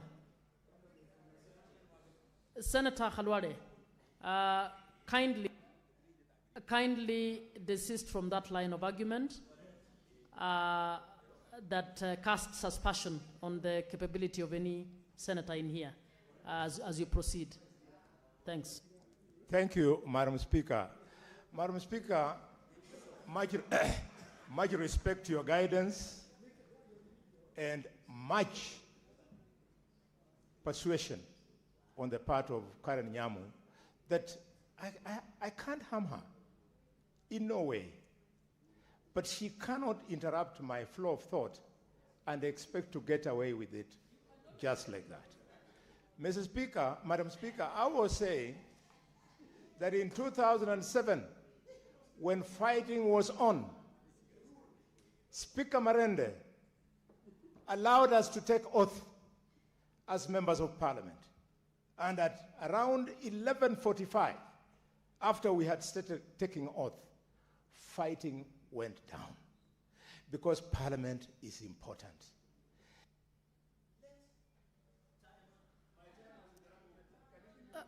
30 seconds to finalize your point. 30 seconds, please. Madam Speaker, let parliament function. Let committees work. Let the best amongst us chair committees. If the problem of Edwin is about leadership and that he's supporting the opposition, if that is a crime, why is Wambua still in position and is also supporting the opposition? It doesn't make sense. You think you can intimidate some people? Mr. Speaker. Order, senators. Can we listen to one person at a time? You know. Mr. Speaker, I want to say it. Mr. Speaker, I want to say it that this mongrel called the broad-based government is Senator outside. Methu and Senator Keroche. Senator Keroche, would you kindly take your seat, please? Senator.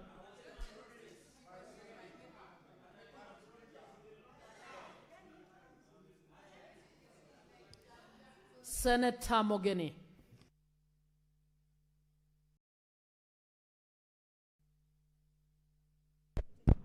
Yes, thank you, Mr. Speaker. Mr. Speaker, sorry, Madam Speaker. Madam Speaker. Yeah, in principle, Madam Speaker, no senator should rise on his feet to oppose the shifting of members from one committee to the other. But, Mr. Speaker, Madam Speaker, I want to make an observation that our Constitution, in Article 124, decreed that Parliament will pass standing orders for the orderly discharge of the business of the House. Madam Speaker, pursuant to that power donated to Parliament by Constitution, we have enacted Standing Order 197. And Madam Speaker, let's be candid. Let's be candid. For the future generation, we are not opposing anybody who has been shifted from one committee to the other. But for the future, Madam Speaker, that standing order states that our business committee will do those changes after consulting the political parties.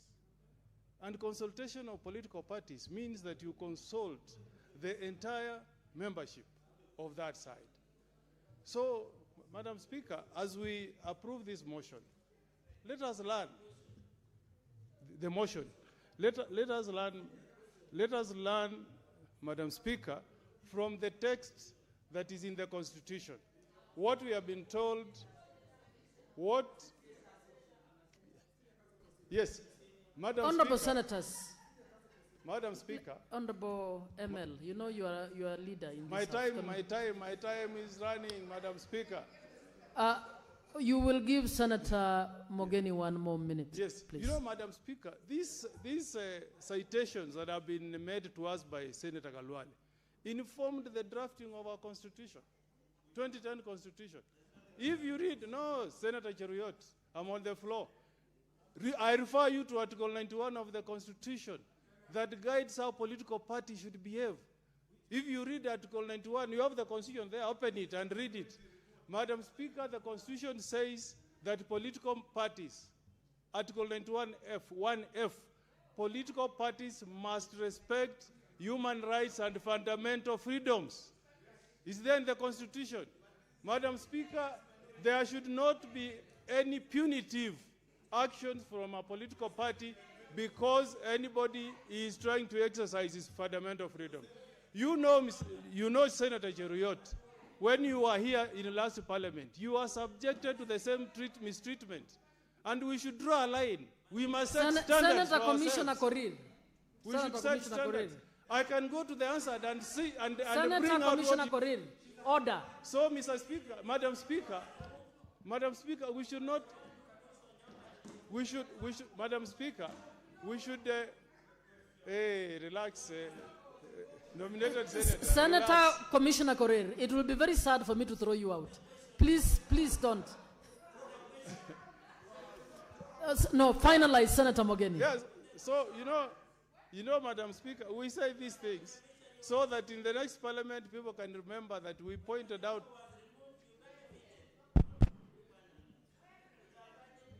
Now, Madam Speaker. Honorable senators, Madam Speaker, I'm not Honorable able, Cherargei, order. I'm not able to be heard, Madam Speaker. because- Honorable Cherargei, order. Honorable Korir, Honorable Cherargei, please listen to the chair. You know, I think you're out of order. Senator Let's just hold on. Let's respect the chair. Senator- Let's listen. I'm willing to sit and give all of you a chance to speak, if that is what you want. So if you want to speak simultaneously, I will sit until all of you speak.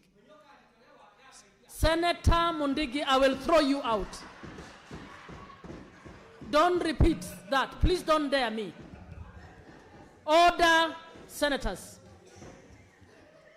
Senator Mogeni, you can finalize in your last minute. Yes, Senator, Madam Speaker, you know, I have never engaged Senator Mundigi. So I will not respond to him because I think you were advised by majority leader to respond to a lady who released something on WhatsApp. I'm not that lady, Senator Mundigi. So the point I'm making, no, you know, he's confusing me with that lady. I'm not that lady. So respond to the lady, Senator Mundigi. So, Madam Senator Mogeni, either you are presenting or you are exchanging without. So, Madam Speaker, the point I'm making, Madam Speaker. Senator Mundigi, I'm calling you out of order because you are just shouting. I will not respect that. Don't expect me to respect you when you are not respecting the House. Please, order. Order, Senator Mundigi. Senator Mundigi.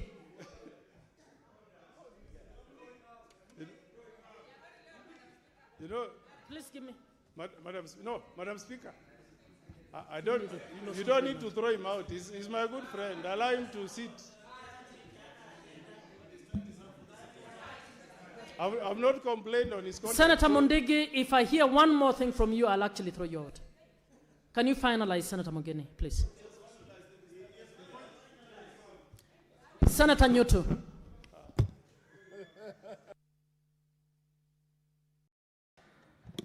Thank you, Madam Speaker.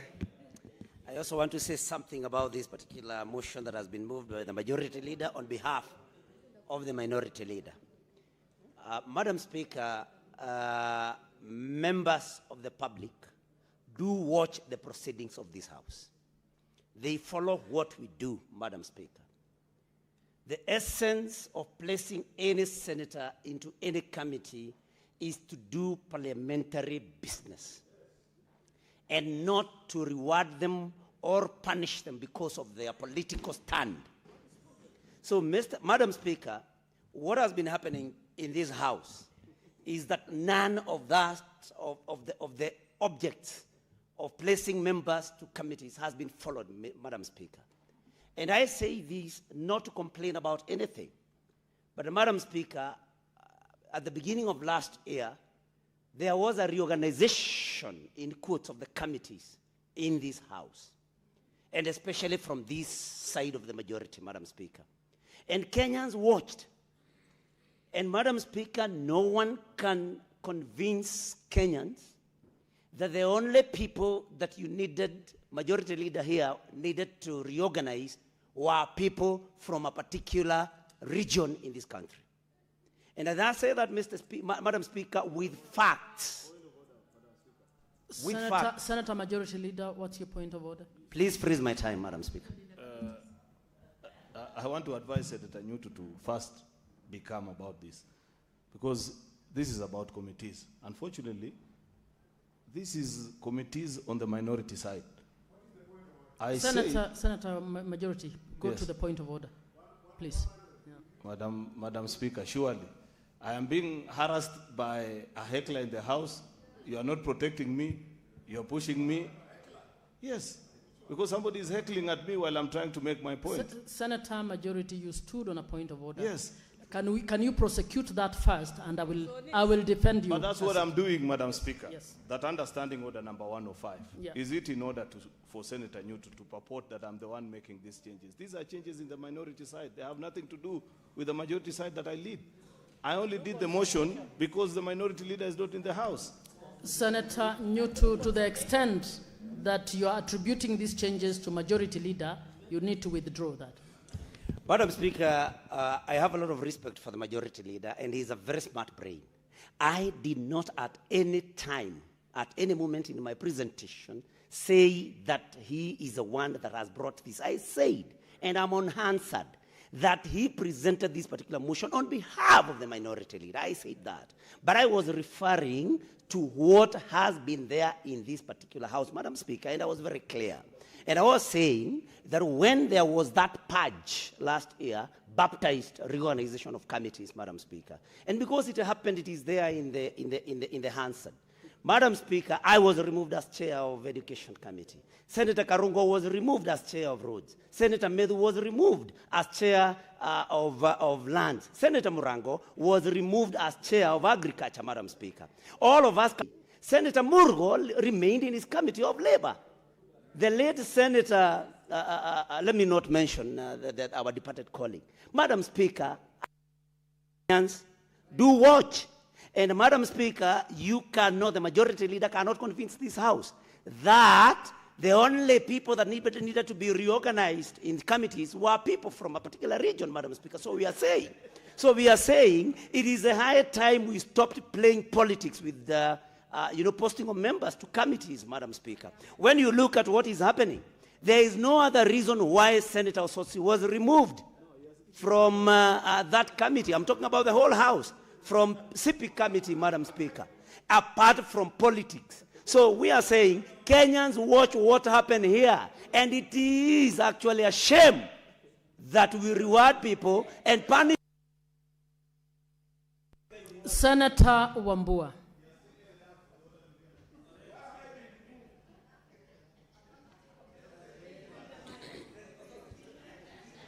Finally, Madam Speaker, the Deputy Minority Leader gets an opportunity to speak. Senator Nyutu, can you listen in silence? Yeah. Madam Speaker, I said that this was meant for all of us, but specifically for Senator Cheruiyot, that finally the Deputy Minority Leader gets an opportunity to speak on changes on the minority side. Madam Speaker, I will say only two things, and I will sit down. Only two things. One, I want to address this motion and the way it was moved and the way it is being processed. Madam Speaker, I want the majority leader, when he retreats, to ask himself whether what he has done is something that he will be comfortable with after the fact. That is moving committee changes belonging to the minority side when there is a leadership of the minority in the House. That he can reflect on later and deal with it later. Madam Speaker, on the issue of the changes. Madam Speaker, let us commit ourselves as senators, because we still have some time to do work in the Senate before the next election, that the movement of members from one committee to the other must be done always on a need-to-do basis. Mr. Speaker, we can say what we want to say here, we can argue, we can fight, we can insult each other if we have to, but Madam Speaker, the fact remains that people out there are watching what is happening in the Senate. To assume, Madam Speaker, that we are making changes because we are moving competencies, Madam Speaker, it's okay. We can convince ourselves that that is what we are doing. The public out there, whom we serve, we are not here on our own. We serve the public. The public out there, maybe they have a different story. Madam Speaker, I wish all the members that have been nominated to serve in the different and various committees all the best. And let's apply ourselves into those committees and do our job. But we know that we have a date with destiny very soon. I thank you, Madam Speaker. Honorable Senators, I had said I'll give three to each side. I now would like to call the mover to reply, please.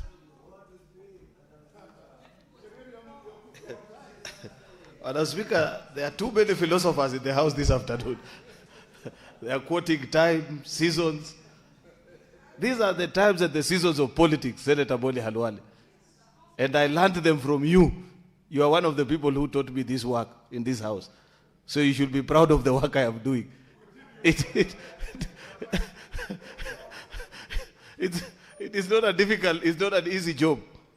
Senator Wambua, my good friend, you saw very well how much I tried to request that you be allowed to move the motion, because it's a motion of the minority side. But then I was directed by the Speaker. I'm just a humble servant of this House, Senator Wambua. Surely what more was I supposed to do? Madam Speaker, I really want to say, no colleague, Mr. Speaker, no colleague lacks the competence to serve in any committee. I have held that belief. And by the way, this is now the serious me. Forget about what I was saying earlier. I have served in so many committees during my time in this House, and I don't consider any committee to be inferior to another. That's my personal position. At my most serious, Madam Speaker, I have never come to understand this fascination that sometimes members have with certain specific committees, unless for reasons that are beyond my understanding and that of the ordinary people. I believe as a senator, you should be able to serve any committee. In any case, Madam Speaker, I pointed out earlier that if you want, for example, to progress anything, a topic of your passion, a particular thematic area that you feel so strongly about, Madam Speaker, you will still have to convince the entire House, including the committee. So it's not just a matter of that you must be in a particular committee to prosecute certain agendas, Madam Speaker. So I want to request colleagues that let us embrace these changes. They happen every now and then. If for one reason and the other, you must also understand where leadership is coming from on this matter. You have members that you must balance. Everybody feels that they must serve in a particular committee. So when you're given a chance to serve here and there, these things happen. Indeed, Senator Mogeni was being reminded this afternoon. He was trying to be philosophical. But then members reminded him that when Senator Onyonka was removed from PAC, it is him who benefited. Why is he so quick to forget,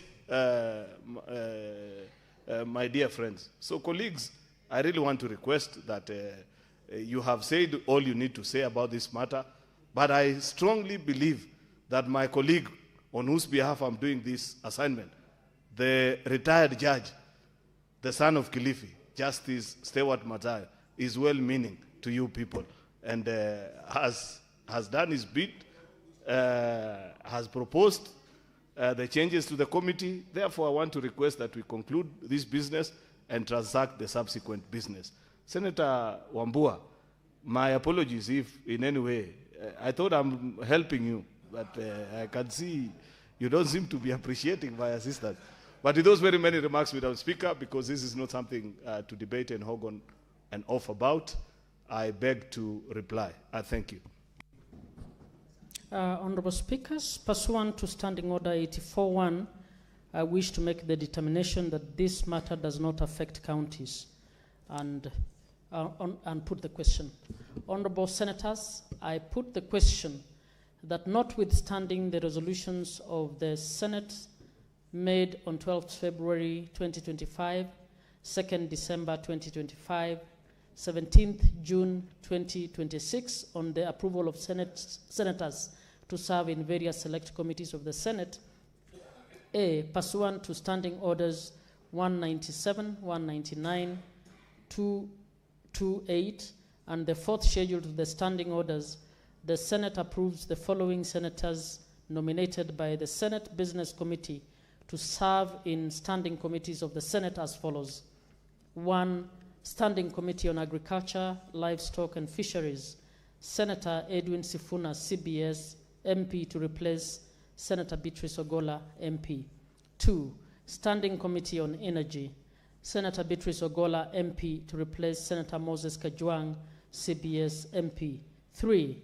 Standing Committee on Health, Senator Shakila Abdallah Mohammed, MP, to replace Senator Joseph Kithuku, MP. 4. Standing Committee on Information, Communication and Technology, Senator Moses Kajwang, CBS, MP, and Senator Beatrice Ogola, MP, to replace Senator Shakila Abdallah Mohammed, MP, and Senator Hezena Lemaletian, MP. 5. Standing Committee on National Cohesion, Equal Opportunity and Regional Integration, Senator Godfrey Osotsi, CBS, MP, to replace Senator Beth Siengo, MP. 6. Standing Committee on Roads, Transport and Housing, Senator Hamida Kibwana, MP, to replace Senator Crystal Asige, MP. 7. Standing Committee on Trade, Industrialization and Tourism, Senator Enoch Wambua, CBS, MP, to replace Senator Hamida Ali Kibwana, MP. B. Pursuant to Standing Orders 193, 194, 197, and 199, the Senate approves the following senators nominated by the Senate Business Committee to serve in select committees of the Senate as follows. 1. County Public Accounts Committee, Senator Joseph Kithuku, MP, and Senator Justice Retired Stewart Mazayo, EGH, MP, to replace Senator Jones Mwaruma, MP, and Senator Edwin Sifuna, CBS, MP. 2. County Public Investments and Special Funds Committee, Senator Jones Mwaruma, MP, and Senator Hezena Lemaletian, MP, to replace Senator Eddie Okech, MP, and Senator Godfrey Osotsi, CBS, MP. Will as many as are of that opinion say aye? Aye. Will as many as are of the contrary opinion say nay? Nay. The ayes have it. Next order.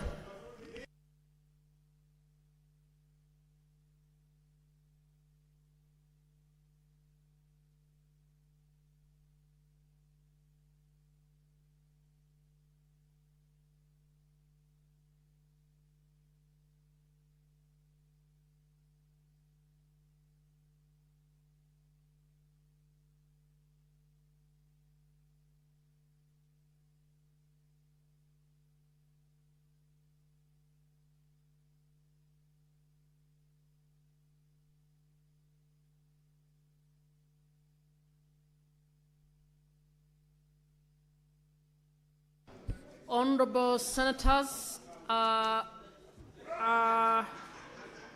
order Senators, Honorable Senators, I am rearranging the order paper to move on to order number 20. Next order. Order number 20, the Street Naming and Property Addressing System Bill, Senate Bills number 43 of 2024, second reading.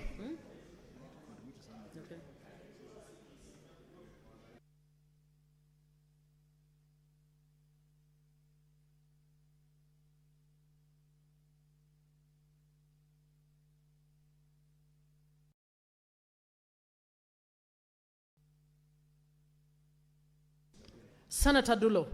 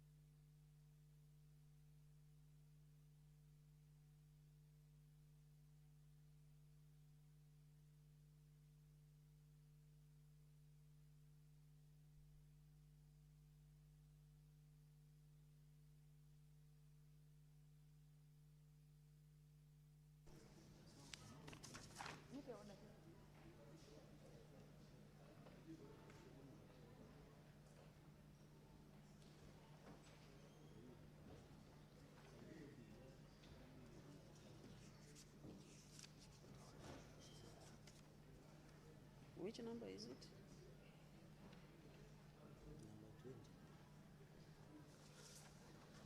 Thank you, Madam Speaker. Madam Speaker, I am here to move the bill that reads the Street Naming and Property Addressing System Bill 2024. Madam Speaker, I actually came up with this bill because of many reasons. And if you travel abroad or in other jurisdictions, Madam Speaker. Senator Dulo, please first move the bill, that the bill be read a second time. I can't see the whole bill. Okay.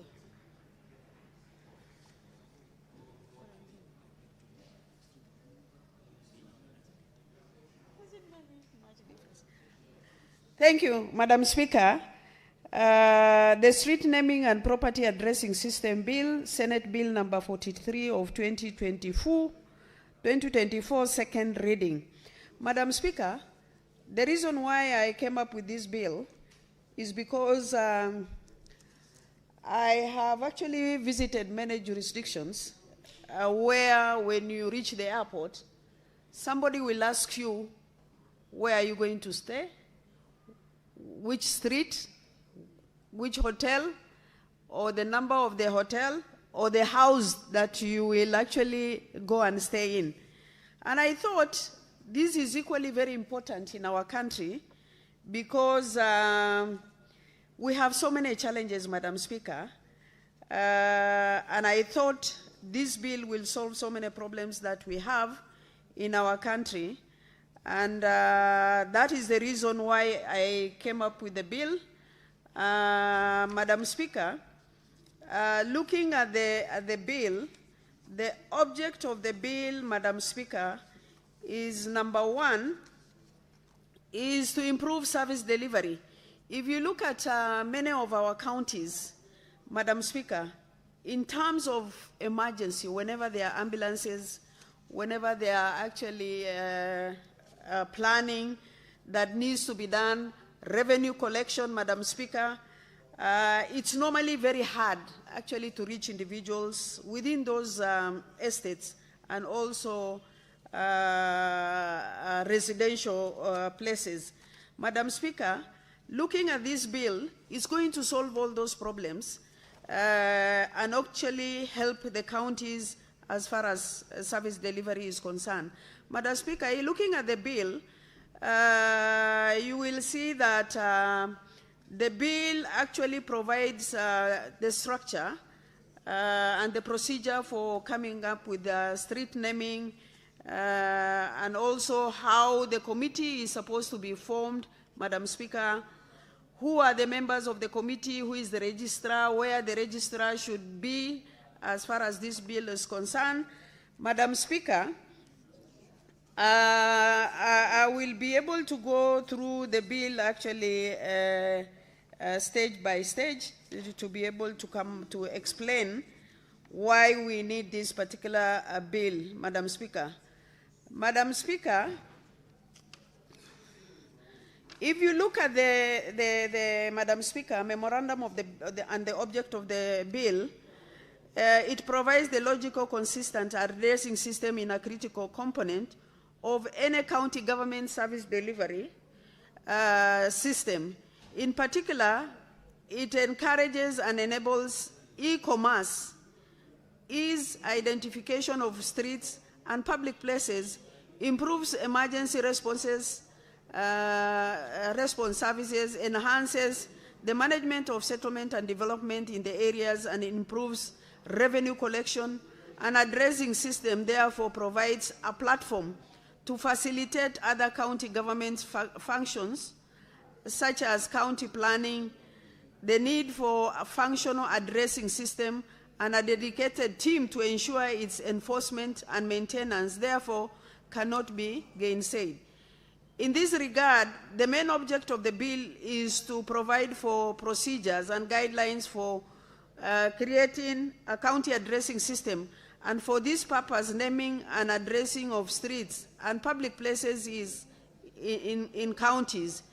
The bill will therefore improve service delivery at the county level and will aid in modernization of the counties, and the bill will also help in preserving the history and heritage of counties and serve as a means of honoring persons who have made significant contribution to the history, culture, image, and development of the country. Madam Speaker, you will see that currently the manner in which actually street naming and honoring of heroes are done is haphazard. There are no procedures followed. But this particular bill provides guidelines on how actually those procedures should be followed, and where they feel that the name is not appropriate, there are procedures that needs to be followed to make sure that culture, heritage, and all those standards are actually kept, Madam Speaker. Madam Speaker, if you look at the bill, the first part is on interpretation. Then if you look at the second part, that is section 3, is the object and the purpose of the bill, or rather of the act once it is signed. Madam Speaker, then we have section 4 that talks about the scope of the act, which will actually apply to any person dealing with matters relating to addressing or custodian of the address data in Kenya. So there is data that is going to be kept as far as that information is concerned, to avoid replication and also duplication of numbers in residential areas, Madam Speaker. There are also guiding principles that are provided for under Section 5. The discharge of the function and act shall be guided by the principle and values set out in Article 10, 31, 43, 60, and 232 of the Constitution, and the guiding principles of the Act shall be inclusivity and participatory governance of the addressing regulatory framework that we need to put in place, Madam Speaker. Madam Speaker, Part 2 of the bill establishes institutional framework on national addressing system. Madam Speaker, we don't have any policy or legislation currently governing as far as addressing and also street naming is concerned. Article 6 of the same act establishes the National Addressing Council. Madam Speaker, Section 7 provides for the functions of the council that is supposed to be established to carry out this particular responsibility.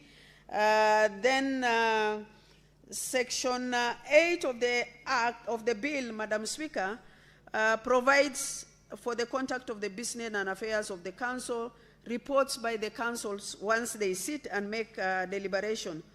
Madam Speaker, Section 11 actually provides where the headquarters of the street naming and addressing is concerned, which is supposed to be in Nairobi. Then Section 12 provides for the qualification for the appointment for a person to be a registrar as far as street naming and addressing is concerned. Madam Speaker, Section 14 also provides on how the registrar should be actually removed from the office. Then the office of the registrar, Section 15, the functions of the registrar. Madam Speaker, Section 18 of the Act also provides how the address is supposed to be allocated by the same committee. Madam Speaker, Part 4 or 5 of the bill establishes the County Addressing System Committee because this has to be cascaded down to the county level. Madam Speaker, there is establishment of every county, a County Addressing System Committee, where the committee shall consist of the County Executive Committee member responsible for the communication, urban development, roads and planning, who shall be the chairperson of the committee, then followed by the County Public Service Officer with knowledge in information and communication, and the rest is followed actually, Madam Speaker, in the bill. Then Section 41 of the bill provides for the term of office of a member of the committee. Section 22 of the bill provides for the functions of the committee on how they should operate and the powers they have. 23 provides for the committee, the meeting of the committee, how it should be run. Madam Speaker, then procedures for naming county streets and public places, Section 25, that is part 6 of the bill. Madam Speaker, guidelines for naming the county streets and public places is also provided for under Section 27 of the bill. Madam Speaker, Section 29 of the bill provides for the procedure for renaming a county street or public places. Whenever there is actually a petition against particular decision that has been made by the committee, there are procedures that needs to be followed as far as renaming of the street is concerned in our country.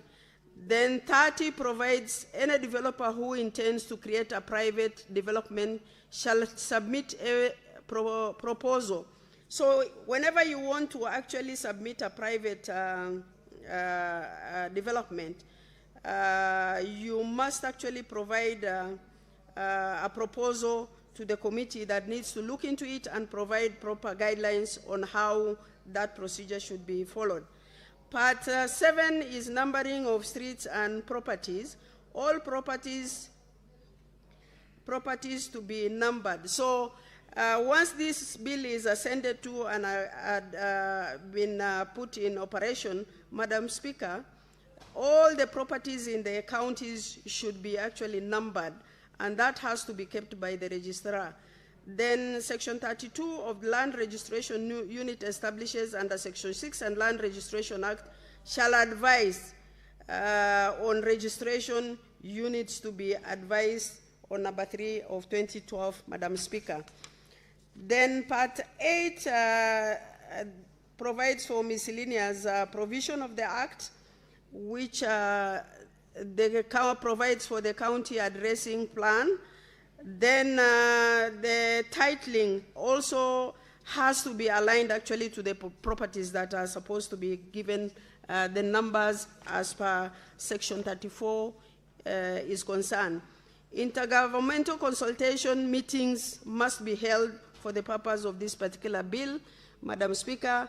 Then Section 37, the Cabinet Secretary in consultation with the Council of Governors and the authority shall establish regulation for the purpose of operationalization of this particular bill.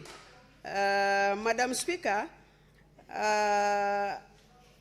if you look at the schedule procedures relating to the meeting of the council and the committees is also provided for within the Act as per Section 8 and Section 23 of the bill. I think, Madam Speaker, this is basically a very important bill because it helps in so many ways as far as planning is concerned, as far as service delivery is concerned, revenue collection is concerned, security is concerned, because sometimes you will find that whenever somebody has committed a crime, they disappear and nobody knows their whereabouts. But if we have this bill and residential areas are numbered as far as this bill is concerned, it will help in so many ways in our country to bring sanity to our service delivery and also other procedures are concerned. With those many points, Madam Speaker, I wish to stop here and request Senator Cherargei to second the bill. I thank you. Senator Cherargei.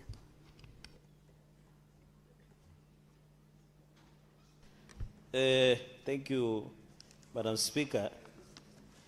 I think the distinguished senator of Isiolo and ranking member of the Senate, I think she's among the few who have served longest in this Senate. And she's among the only, if I'm right in this session, among the only 3 women who got elected as the senators. And I think that Senator Dulu has proven, and also, as I second, Madam Speaker, Senator Dulu has proven that if you are nominated and you work hard, you can be elected. So it's a challenge to colleagues who want to get elected. You should get some lessons from Senator Dulu, who is the incoming governor of Isiolo County. Madam Speaker, I think she's even overqualified to be in Senate. Either she becomes a governor or a cabinet secretary.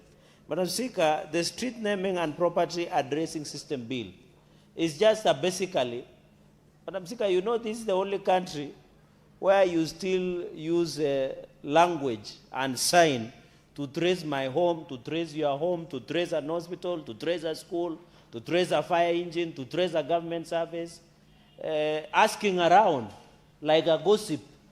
Do you know where so-and-so lives? Do you know where the hospital lives? We have not properly done what we call a national addressing system. What it means, Madam Speaker, and you know you are well-traveled, a number of colleagues have been lucky to travel, and you can appreciate when you are in Europe and America, when you say address this road, number this, you can get that individual person or a facility or an infrastructure. And I know Senator Chesang is also well-traveled, although he mostly goes to Dubai, but he knows also in some of those areas. You know, I think, Madam Speaker, you need in future to also organize Senator Cheburet to also travel. I know the farthest he has gone is Mogotio during court auctioning. So we need to travel so that you can see the address, Madam Speaker, so that when you come to your house, either, you know, you are a lady of many, you are a Western and Western region and Luo Nyanza area, we can come to your house and know that. That is basically what the law is all about. The issue is to increase efficiency, for one, for services, essential services, such as Madam Speaker, my able senior sister has developed. You want to get an ambulance, you want to get a school, you want to get an hospital, Madam Speaker, you want to access essential services, Madam Speaker, it should be accessible. I think that is what this bill is trying to address, so that we can ensure that a national addressing system. I know in some areas in this city, you still have those addresses, especially in upmarket areas like Runda, like Karen, Madam Speaker, like Itusuru, like Igiri. But Madam Speaker, when you go to Muguru kwa Njenga or Muguru kwa Rupen, you must look for the local Mukasa. You must look for the local elder to take you to, if you live in Mukuru, Kwanjenga or Kibra, Madam Speaker. And I want to thank the President because this is the first time a sitting President has hosted village elders in State House. And we must celebrate.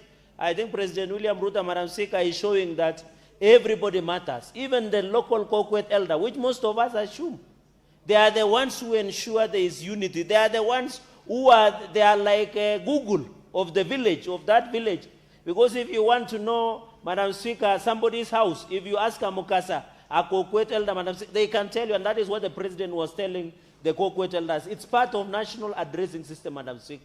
If you want to know what is happening, you just ask your village elder. He or she, and I'm happy it's no longer men only, it's also she, Madam Speaker. You can ask, they will be able to tell you who is giving birth next week, whose cows has been stolen, whose cows has given birth, who has slept with who in the village, who has marital problems, whose husband has run away or has never appeared since he came to Nairobi, back to the village. They are what we call data. They are the village Google map. And I want to thank the President, Madam Speaker, because those are people we will need to work with as we do national addressing system, Madam Speaker. And I want to thank that even they have been given a stipend, Madam Speaker. The village elders, we only used to pay from assistant chief, and even village administrators were paid by county. But the honor that the President gave those village elders, they will never forget. I think some of them, this is the first time they are stepping into Nairobi. But not only Nairobi, they are stepping to the most famous address in the city. And that is the State House address, Madam Speaker, which a number of Kenyans have never had a privilege to visit in the previous regimes, Madam Speaker.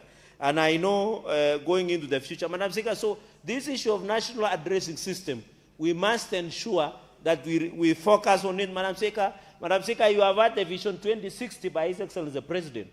You have had even your party leader, Dr. Oburu Odinga, and the late, may his soul rest in peace, Baba Raila Amolo Odinga, the enigma of Kenyan politics, had the vision of 2060. One of the ways, Madam Speaker, is to have national addressing system which creates efficiency in terms of essential services and where we live. Not only basic, but even taxes and many other issues. And even many people, Madam Speaker, have been asking, where does President Ruto Vision 2060 got from? He got it from Baba Raila Amolo Odinga, who had the vision, Madam Speaker, of a better Kenya. And we are saying we are going to Singapore via Canaan. The only way to reach Singapore via Canaan is not to ask where your address is or to ask people in the village, I want to go to a certain hospital, I want to go to a certain ambulance center, I want to go to a certain school. You just use what we call a data that is provided. That is the first world we are talking about. That is the Vision 2060 that the President is talking about. And I want to thank Baba Raila Odinga and President William Ruto for this vision that we now need to have a conversation as a country on the future of this country. But I want to speak, when you have spineless and rudderless and agendaless, planless opposition in this country who only think about the election instead of thinking about the future generation, the prosperity of this country, Madam Speaker, and therefore what Senator Dulo is trying to ensure is efficiency in terms of service delivery, Madam Speaker. There is also the postal address. I remember, I don't know whether the America, Madam Speaker, they are voting by mail. The issue of tax, revenue collection, it will assist. In fact, the land rates and land rate, all counties should ensure, Madam Speaker, that they support these, all counties, because it will allow the efficiency of revenue, will allow, Madam Speaker, and I want to say we need counties to function. And I'm happy Senator Dulo has ensured that the role of county government under Article 96, our role is to protect the interest of the counties and to oversight as per Article 96. Madam Speaker, even our counties, I know Senator Kamar also comes from both counties, Elgeyo Marakwet and Uasin Gishu. And he knows the other day somewhere in Elgeyo Marakwet there are fireworks where a deputy governor who is a woman, I think Professor Cheserek, was being undermined and curtailed by the governor. But I'm happy that woman told off the governor. The deputy governor told off the governor. Because we cannot be talking about the efficiency of counties and revenue collection, yet people are being undermined. And therefore, Madam Speaker, the issue of revenue collection, We must ensure counties also. Madam Speaker, I've sat in Public Accounts Committee for some time, and I know you sit in devolution and intergovernmental. One of the biggest challenges, and you and me agree, is the missed target of own source revenue by most of the counties, by a huge margin of 60%. We are now georeferencing. We now have digital maps. We want to georeference. We want to do national addressing system to allow efficiency of collection of revenue, Madam Speaker.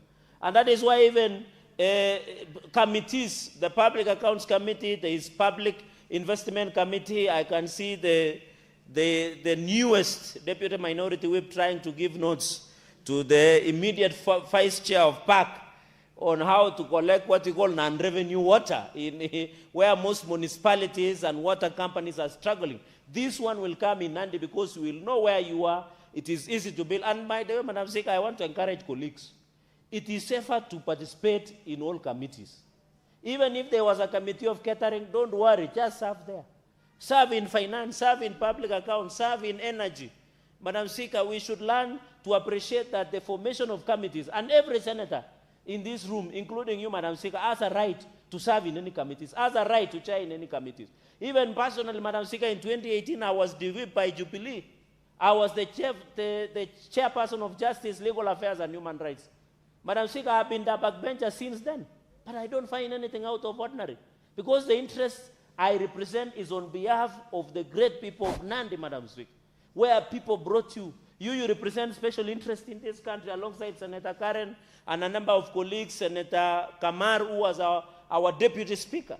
But you imagine the way Senator Kamar is so humble, you cannot know she's a former Minister of Education, she's a former Eldoret South Member of Parliament, one of the few women from Kalenjin community. She was our Deputy Speaker of the Senate, like you, Madam Speaker, presiding over the sittings. It doesn't hurt, Madam Speaker, just serve where you are given. Even if there was a committee of catering, just serve there, you learn something, Madam Speaker. And therefore, I think we need to ensure our committees function properly. Another one, Madam Speaker, because I can see my time is spent, is establishment of National Addressing Council, which is very critical in clause number 8. Madam Speaker, let me just quickly, because I have the final and third point, is the functions of the registrar, who will ensure, manage, and maintain a custodian of National Addressing System. That is clause number 15, Madam Speaker, will ensure that if there are issues around the data, the maintenance, and national. Madam Speaker, let me go quickly to the clause 16 and 16, Madam Speaker. I'm happy the owner of the bill, the distinguished Senator of Isiolo, has said that they must protect data. Madam Speaker, you are aware we have passed what we call Data Protection Act in this House. Also, it's one of the litigated, it's one of the bills or acts of parliament that we have passed, Madam Speaker, that will always face legal hurdles.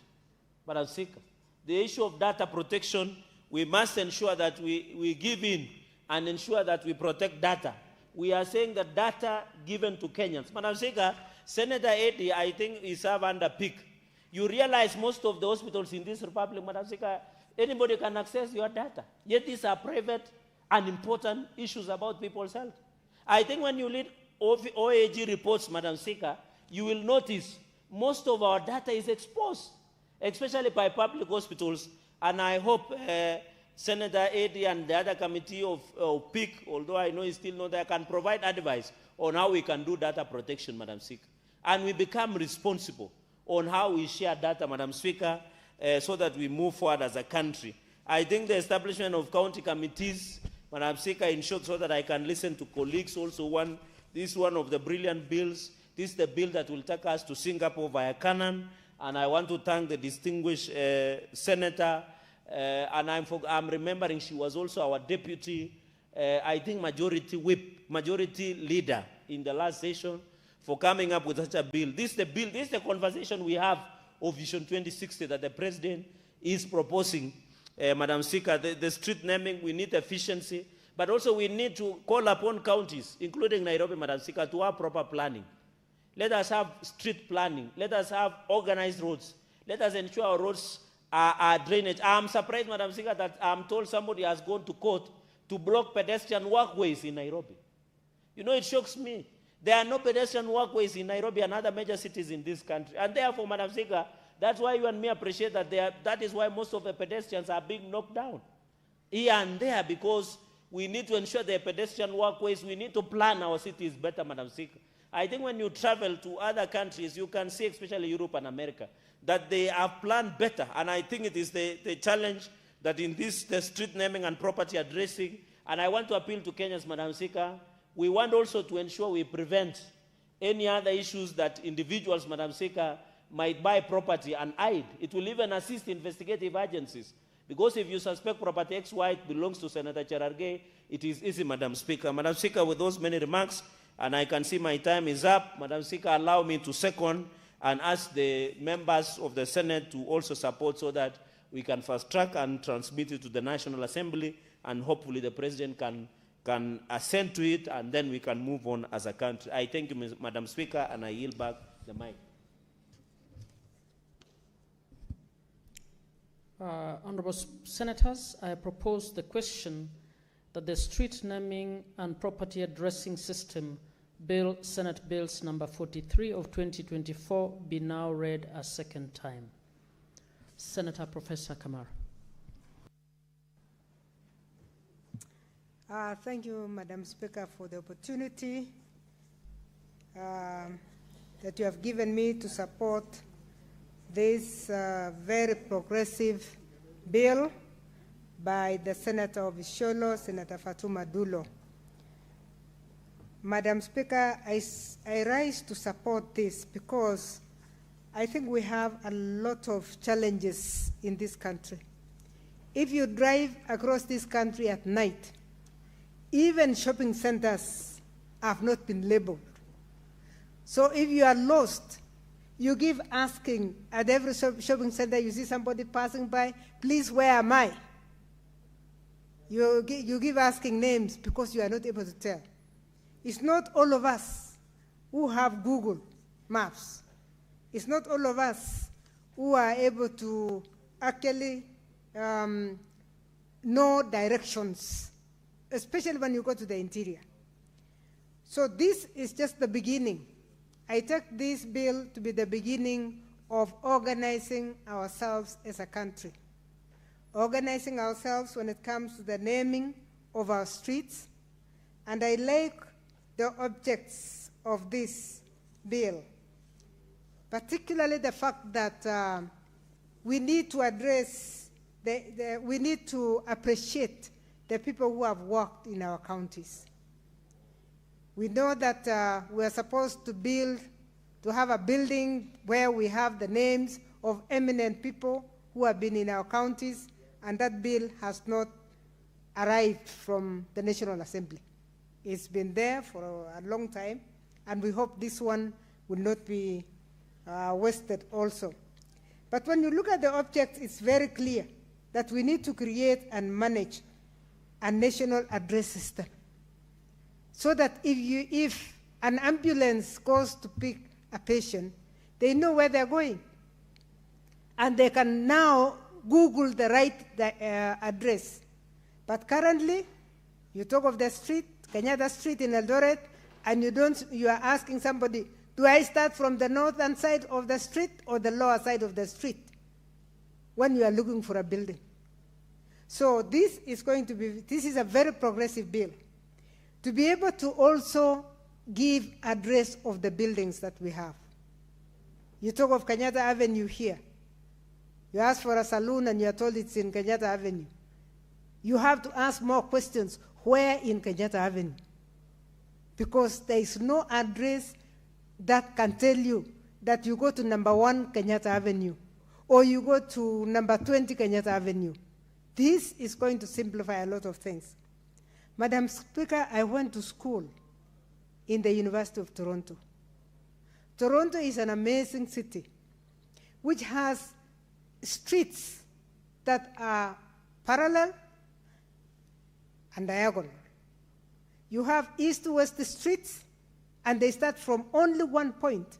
From that point, you can read east to the end, from number 1 to wherever it is. You can go, in fact, up to 20 kilometers on that one street. But they have labeled them number 1, number 2, right to the end. And when you are looking for a building, you're just looking for the number. any taxi will take you where you want to go. The same thing to the north and the south. So that you start from the middle. In fact, interestingly, that middle area was where the University of Toronto itself is very close. So we knew we would never get lost. You cannot get lost in a city like that, like Toronto in Canada. This is what we need in Nairobi. You don't need to be asking everybody for where to go. We need to know if a chemist is in street number 1B, then you go to number 1B. So we need a very simple way of listing our streets or creating address for our streets. And this is extremely important. And it's more important not just for the essential services that we require, but also for people who want to visit. Our tourists, God save them, because when they're in the streets of Nairobi, they don't know where to go because they cannot name anything. So they don't know where to meet unless they're in a hotel. Because now you can find the hotels because they've been marked, even in Google. But if you are not in a hotel and you're going to buy something and they go out to buy something, they can spend the whole day looking for one another. Just because they can't. We have not named, we have not put any address in any of the shops that we have. And that is really something. So establishing a framework for standardizing how we name our streets and in which and how we name we place our addresses is extremely important. And I thank Senator Dulo for coming up with such an important bill.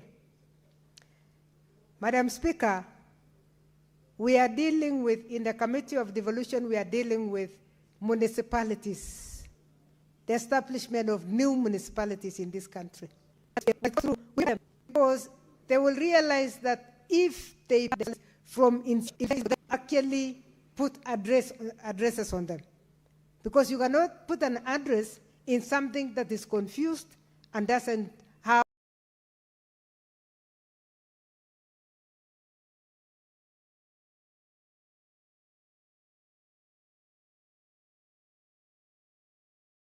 clear directions. So while we are dealing with the planning of municipalities, this again is a bill that is going to take us very far. Madam Speaker, mine was going to be very free because I fully support and I see that it's going to take us from the darkness that we are in, as I said, dark streets that you cannot tell where you are, from shopping centers that have not been labeled, to streets where you cannot tell whether you are in the east or the west of wherever you are going.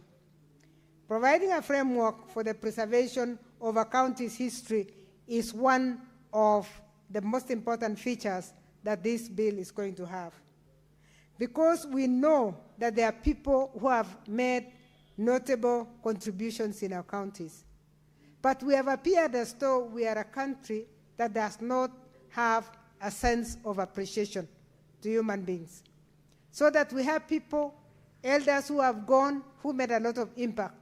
We have people in our history who even participated in the independence of this country, but nobody has recognized them.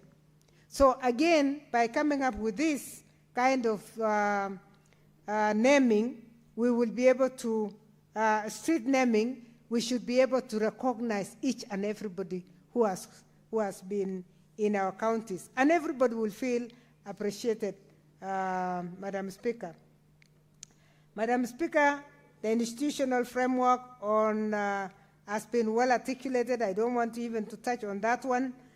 And just to say, Madam Speaker, that it is very, very important for us to recognize that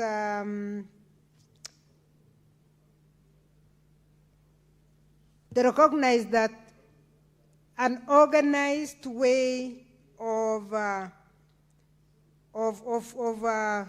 creating an address system is the foundation of the development of any municipality, any town and any city. And we should support this bill and make sure that it moves from this house today to the next house so that it comes back for ascending.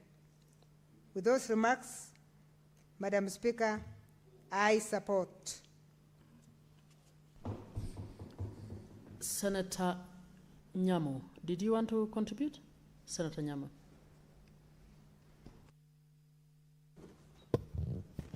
Thank you, Madam Speaker. I want to support the street naming and addressing bill by Senator Dulo. Mr. Speaker, this is a very progressive bill, and this is one of those legislations that whose impact will be felt directly by the people.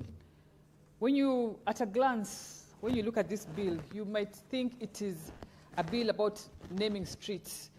But when you read it carefully, you realize it is a bill on planning, it is a bill on order, and it is a complete game changer.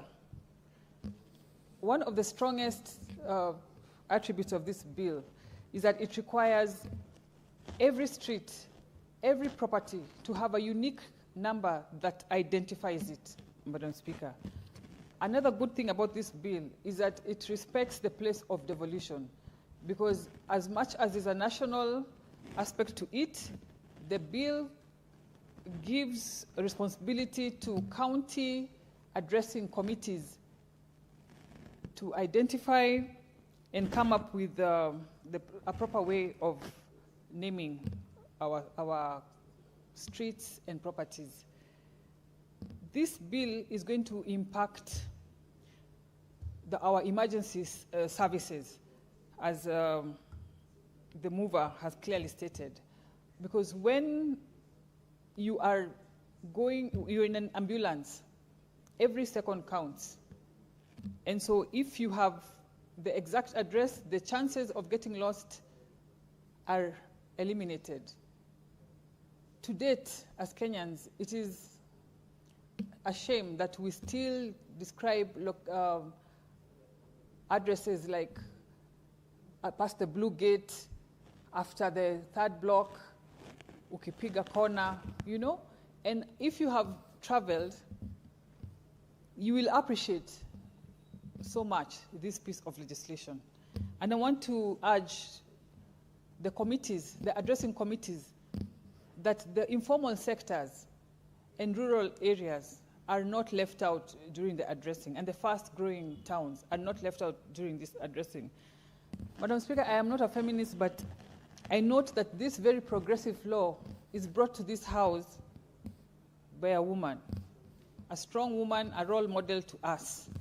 And Madam Speaker, today, Boni Halwale, Senator, I don't know what he has against me. He has championed people to shoot down my bill on mining, Madam Speaker. The entitlement with these older senators who think that they are the only ones who can bring a progressive bill to this House. I had a side talk with him, and I wanted to understand why he lobbied to shoot down my bill. And he told me that in Ikolomani, they got 58 shillings as royalties.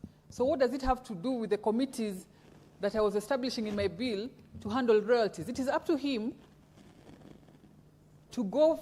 Senator Karen Nyamu, you are making an allegation which I don't know whether you can substantiate.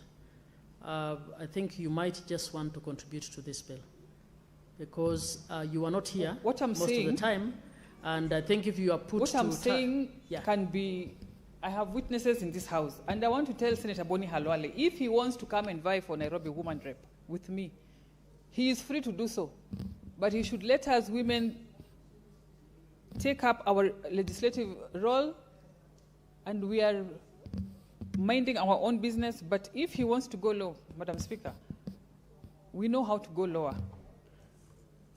And with those few remarks, I want to support this bill, and that is going to change the landscape of this country completely. I thank you. Senator Eddie Okech.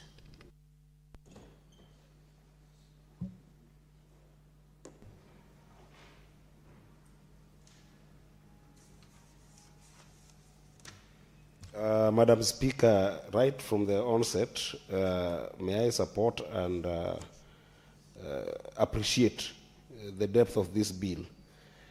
In fact, I've had the honor as the Chair of Roads and Transport Committee to be able to canvass through this bill when it was brought to my committee. And I want to appreciate Senator Dulo for this incredible piece of legislation that she has brought. In fact, it's one of the most forward-thinking pieces of legislation that we have in our country, Madam Speaker. I don't imagine where we can see that a number of countries are now moving towards digital address system, that in our country we are still struggling with address systems of locations, homes, commercial places, in such a way that, Madam Speaker, if you may think about it, people struggle to even just name where they're going by landmarks. You'll find Senator Methu sometimes coming to Nairobi from his home constituency. When he's giving you direction, he wants to tell you that come near this building or that building or this kind of landmark.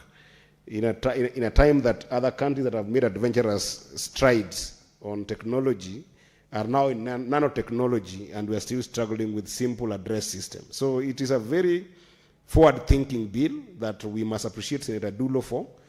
And Madam Speaker, this bill, the way it is constructed and the way we worked on it together with Senator Dulo, is a bill that will solve a lot of problems that I wish that this House will even be able to fast-track. If you look at part 2 of the bill, it talks about institutional framework on national addressing system. This framework, Madam Speaker, has been put to the extent that it deals with a number of indices that pertain to the Land Commission and pertains also to the departments, state departments that will deal with communication, Madam Speaker, to the extent that the setting up of this bill will move us very fast from just normal and typical addressing system to catching up on the digital address system, Madam Speaker. And Madam Speaker, the essence of this bill, if you look at it, the way it is constructed, Madam Speaker, I like the contribution by my sister and senior, Senator Kamar. The first sense that it brings about, Madam Speaker, is the idea of rapid response to emergencies that we have in this country, Madam Speaker.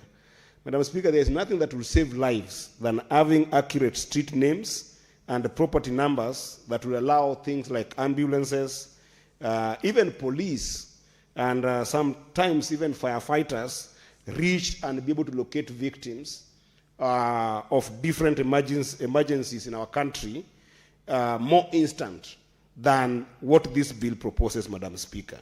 To that effect, Madam Speaker, I can see how this bill will help us to eliminate delays where we no longer depend on landmarks, as I've said, or sometimes even kiosk. And some people from the villages will look ridiculous if we're even using things like trees and informal stages.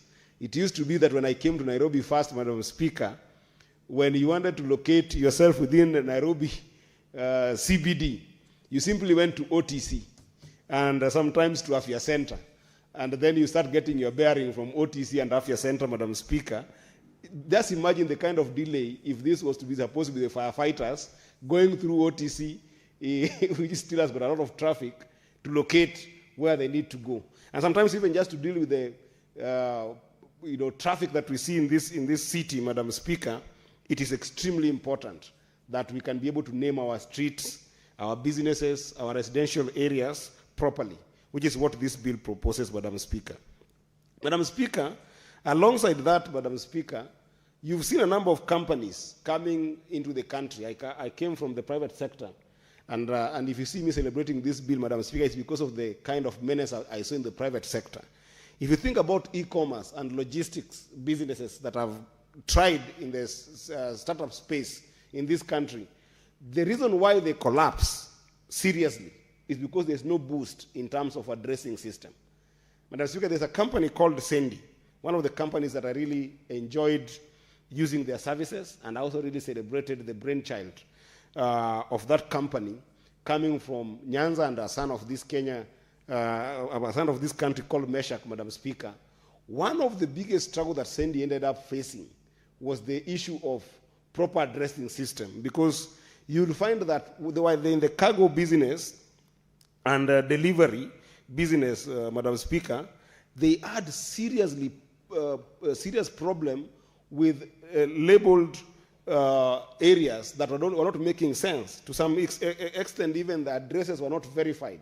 So that the e-commerce businesses in this country and any startups that tried to enter the e-commerce sector, including startups like Jumia, Madam Speaker, you'll find that these businesses face about 70% to 75% delays in terms of delivering cargo. And the investment is humongous, because if you have got, for instance, trucks delivering cargoes to different places, any delay, first of all, deals with time, and any delays also have got impact in terms of their fuel that they must spend in these vehicles, Madam Speaker. So then you end up having a serious cash crunch in terms of cash flow for these businesses. They end up using a lot of money in just trying to navigate poorly marked addresses, and sometimes addresses that are not verified at all. So, Madam Speaker, I can see how this bill by Senator Dulo will be able to help us boost and bolster the e-commerce and the logistic business that we have in this country. Some of these e-commerce, Madam Speaker, a myriad of them that we are seeing now across the country are also in the areas of door-to-door delivery. And Madam Speaker, I'm sure you are quite familiar with things like Glovo, things like Uber Eats. We have got Lyft, we have got Maramoja that tried and sometimes faced a lot of failure because of lack of digital addressing system, Madam Speaker. Those simple digital enabled services that are delivered to a door-to-door, be it from food delivery to people who are seeking rides, services to people who are simply trying to navigate simple door-to-door and doorstep deliveries, Madam Speaker. These are times that this kind of bill will allow them to be more accurate, Madam Speaker. And when that accuracy comes about, it does not only bolster and boost the revenue to the private sector, Madam Speaker, it actually also does boost the revenue to government. Because, Madam Speaker, efficient taxation and tax collection in this country is not devoid of standardized addresses that can be able to allow KRA, for instance, be able to locate businesses more easily and be able to locate some of the informal businesses that cannot be put in the tax bracket, because now they can also have an advantage to be able to reach those businesses, to be able to enable them have better services, Madam Speaker. And even as a house, we are here to promote what you'll call devolution. And even in our devolved systems, where we have seen things like property rate management and land rates, Madam Speaker, as a revenue stream for our counties, this is what will bolster their sense of revenue collection.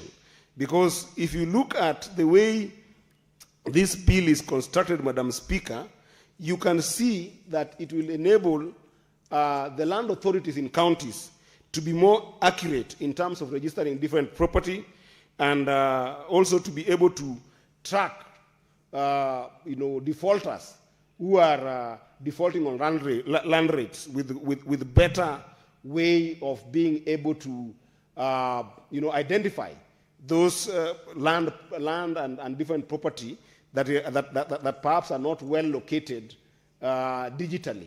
So, Madam Speaker, I can see how this bill will have an overarching and overreaching effect on revenue collection in the public sector, just the same way it will be able to help boost the cash flow of the private sector.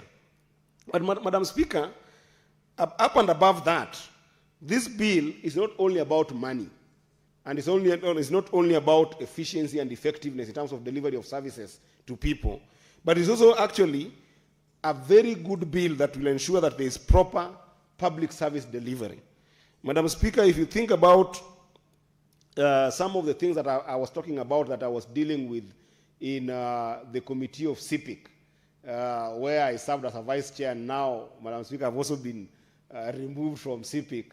I don't know why, when members were contributing, they were not sympathizing with me. That I've been a very good member of CIPIC, a very good contributor in CIPIC, and I've been taken away of that committee.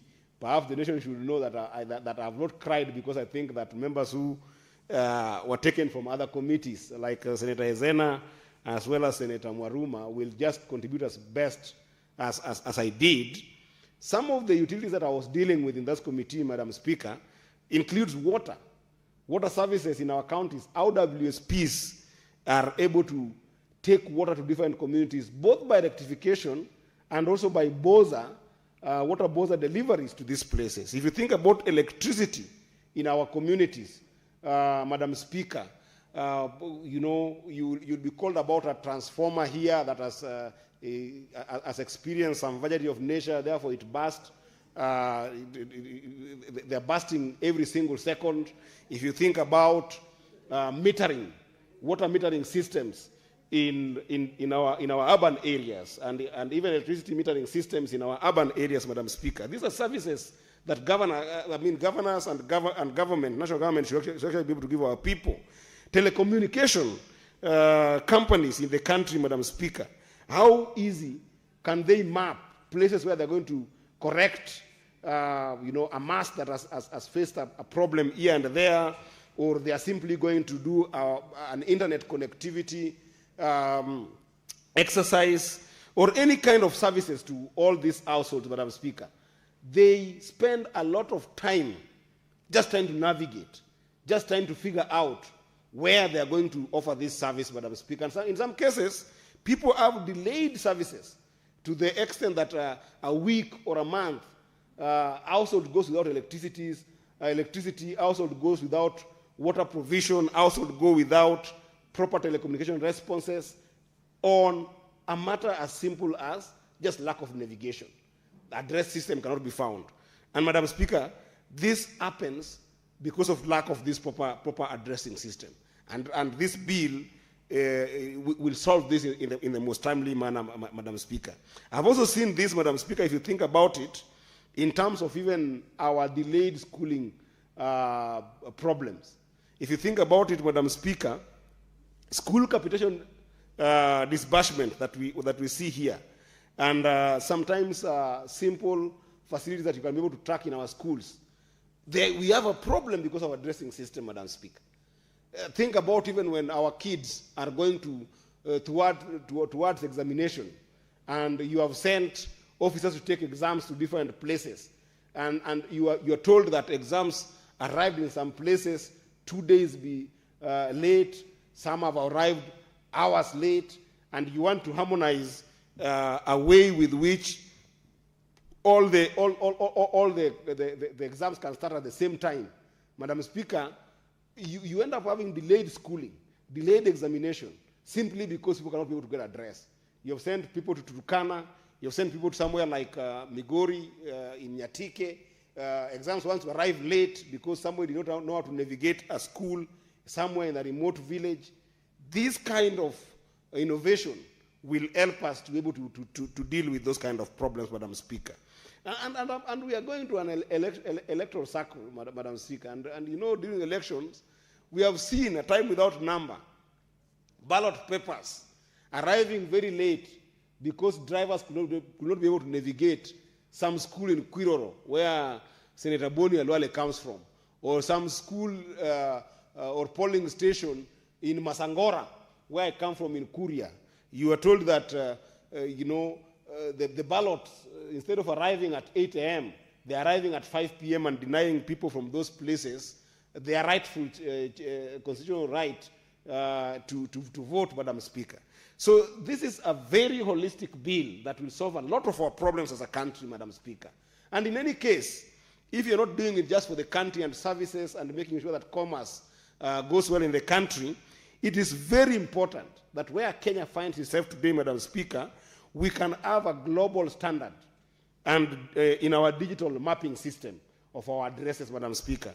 This is the bill that is first going to be bold enough to make sure that we have got a unified framework to deal with systems that are fragmented in our local areas in terms of data gathering of local businesses, data gathering of local residential areas, data gathering of local property, to the extent that we can be able to match countries that has made serious strides in terms of accurate GPS data. And Madam Speaker, this is just something that we must achieve as a country.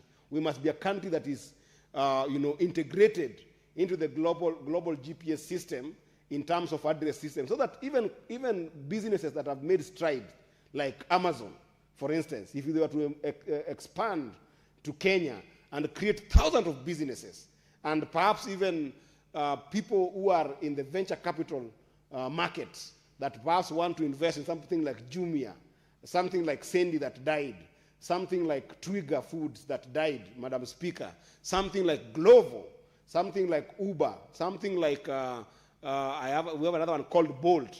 If we are going to attract foreign direct investment and even mobilize local capital into the venture market, Madam Speaker, they must have confidence that our GPS data makes sense to the global north and to the global business circle. And the only way we can be able to approve to meet that, Madam Speaker, is giving this bill some breath to life and making sure that, Madam Speaker, when somebody thinks about the use of plus codes, for instance, to be able to ensure a sober digital address system, then it makes sense for Kenya. And Madam Speaker, if South Africa has this, and we are competing with them at a global level in terms of economic merit, if Egypt have the same, if Nigeria have the same proper and sound addressing system, there is no reason why Kenya is lagging behind. So I want to congratulate my sister, my senior ranking member, Senator Dulo, for thinking like a Gen Z, for thinking, like the younger generation and bringing a sober bill to this House that will make sure that issue of address system is something that will be something of the past if this bill is implemented. Therefore, Madam Speaker, I want to proudly support and wish that the majority leader will follow this bill very strongly in the National Assembly and make sure that it is given life during our time as a Senate before this fourth Senate dissolves comes next year. I support and I thank you, Madam Speaker. Senator Kinyua.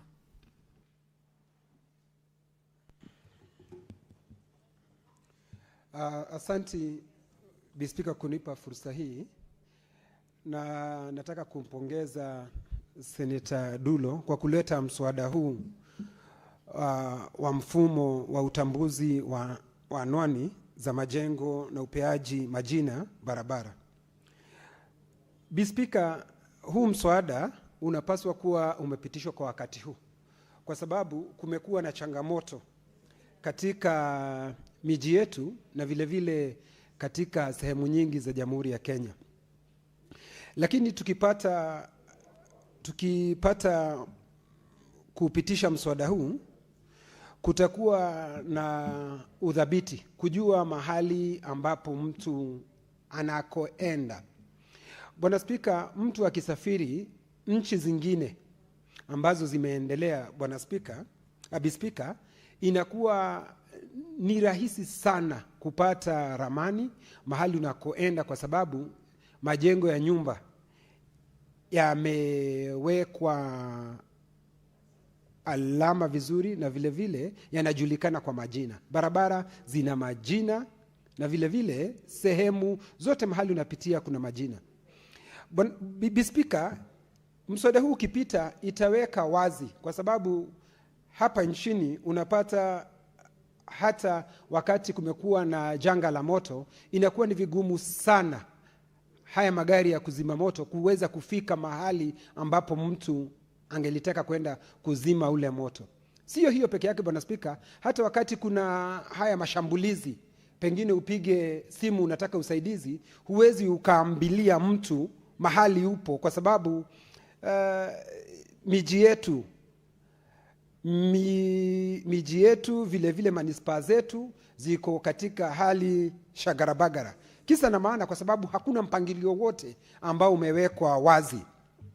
Kwa hivyo nataka kukubaliana na Senator Dulo, na huu mswada Speaker unapaswa ukuwa umepitishwa wakati huu tunaongea, kwa sababu Speaker, kitu cha kwanza wakati tunaanzisha miji yoyote ni kuwe na zile ramani ambazo zimewekwa wazi, na zikiwa zimewekwa wazi unaona ya kwamba tutakuwa tukizuia mambo mengi, sio tu huu kupatia majina Bwana Speaker, lakini vile vile hawa watu ambao wanaiba mali wanaweza wakasimamishwa na mswada huu, kwa sababu tukiweza kuwa na mfumo mpya wa kusema hospitali iko hapa, jina la ile hospitali, na sio tu Speaker kusema ya kwamba hospitali iko pale, lakini kunapaswa kuwe na mikakati thabiti ya kusema ya kwamba hata alama na vile ambavyo hizi barabara ambavyo zinapewa majina ama ile lamani ambayo itakayotumika Speaker imeelezewa wazi hapa katika mswada huu. Kwa hivyo Speaker, huu mswada ni mswada ambao utachangia mambo mengi. Utachangia mambo ya kidharura, tutakuwa tumeweza kujiondoa katika zile changamoto Bwana Speaker. Vile vile ikiwa ni taasisi tofauti ambazo zinahusika, kama ni wale watu ambao wanahusika kuhusu mambo ya kawi ama stima Speaker, wale ambao wanahusika na mambo ya maji Speaker, wanaweza kufuatilia vizuri wakati unaweka maji. Unajua sehemu hii inapaswa kuwa ni ya maji, na kuna vile vibao ambavyo vimewekwa vizuri, na mtu anaweza kujua hii sehemu inapaswa kutumiwa kufanya kazi gani na ile nyingine inapaswa kutumia kufanya kazi gani. Speaker, mimi na wewe tuko katika kamati ya elimu.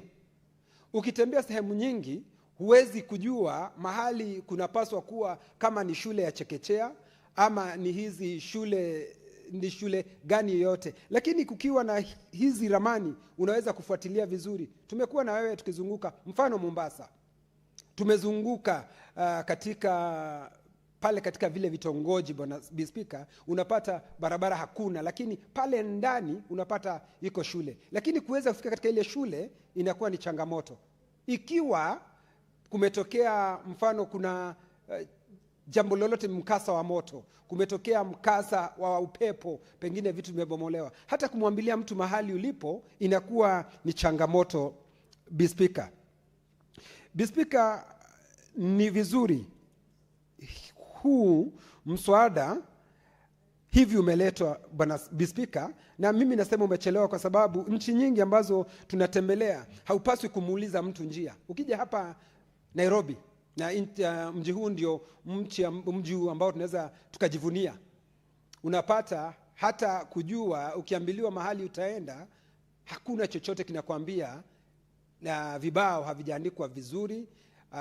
Ukijaribu kutumia hata mifumo ya kisasa ambayo unatumia Google Maps, inafika mahali unapata barabara imepotea kabisa. Kisa na maana hakuna zile ramani ambazo zimeandikwa vizuri. Kwa hivyo mswada huu, nikitaka kumpongeza Senator Dulo, mswada huu utatusaidia Speaker, sio tu kwa mipango ya kitaifa ama mipango ya gatuzi zetu, lakini hata vile vile maisha yetu kama wananchi wa Kenya itakuwa imepungua. Kwa nini? Ukiwa unatumia gari Speaker, unaweza ukazunguka mji huu wa Nairobi bila kujua mahali unakokwenda, kwa sababu hakuna ramani thabiti ya kuonyesha mahali unakwenda. Ukitembelea nchi kama Dubai, hauhitaji kumuuliza mtu yoyote, kwa sababu kuna ramani ambazo ziko wazi, unaweza kuziona. Ukienda kama Marekani ni wazi, nyumba unaona vile ambavyo namba zilizowekwa, unajua upande huu ni namba zipi ziko, upande huu ni namba zapi ziko. Lakini ukitembelea hili jiji letu la Nairobi, Speaker, utafikiria na mji wote ni kitongoji duni, Speaker. Ukianzia kutoka hapa, ukitembea uwezi jua nyumba ni lipi, rangi ni tofauti, hakuna nambari yoyote, uwezi jua ni nyumba ni ipi. Nyumba zenyewe, Speaker, hazipakwi rangi, ni nyumba kuukuu. Najua mswada huu utasaidia katika hiyo hali ya kuweza kuonyesha wazi na kusaidia katika mambo ya kuweka ramani, ndio tuweze kusonga mbele, nitasaidia hata kupanga. Speaker, naunga mkono mswada huu na nampongeza Senator wa Isiolo Dulo kwa mswada huu, na nataka kuhakikishia kwamba tutaunga mkono, ndio Senate hii itakapokuwa ikimaliza kazi yake tukue tumepitisha mswada huu. Ndiposa ukitembea na nyuki unaweza kuona hii sehemu ni gani. Tukienda Isiolo tunaona barabara ambayo inaitwa Dulo. Ukienda mahali kunaitwa Eldoret tunaona barabara ambayo inaitwa Professor Kamar, na ni barabara ambayo imenyoka vizuri na barabara ambayo imetengenezwa. Nasema asante Speaker, na naunga mkono. Honorable Senators, I don't see another request for contribution, so I wish to call upon the mover to reply.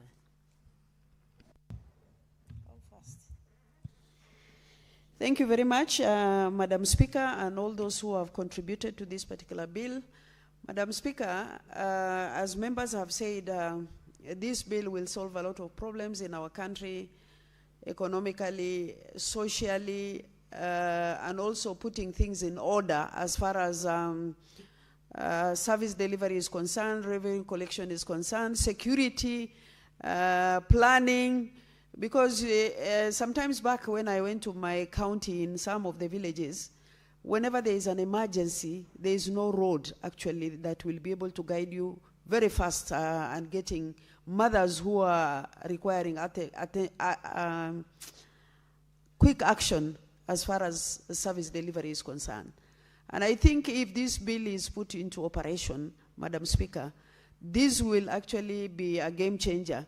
And again, Madam Speaker, it will also encourage international companies to come and invest in this country, because it's easy to deal with the business, because somebody can sit even in the US or UK and make sure that they have actually planned their business properly and followed how their businesses are doing. Madam Speaker, if this bill is fast-tracked, I'm sure it will be able to solve so many problems, both for the county and also national level as far as it is concerned. Thank you very much for all those who have supported me, and I beg to reply. I thank you.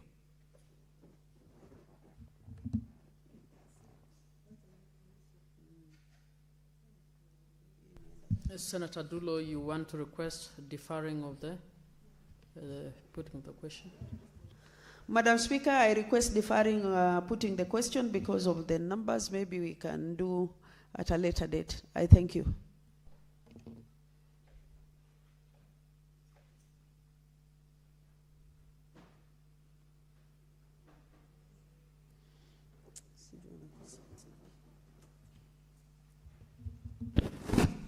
For convenience of the Senate, it's now 6:20. 6:28. With only less than a minute and a half to go. Time to adjourn the Senate. The Senate therefore stands adjourned until tomorrow, Wednesday, 5th August 2026 at 9:30 a.m.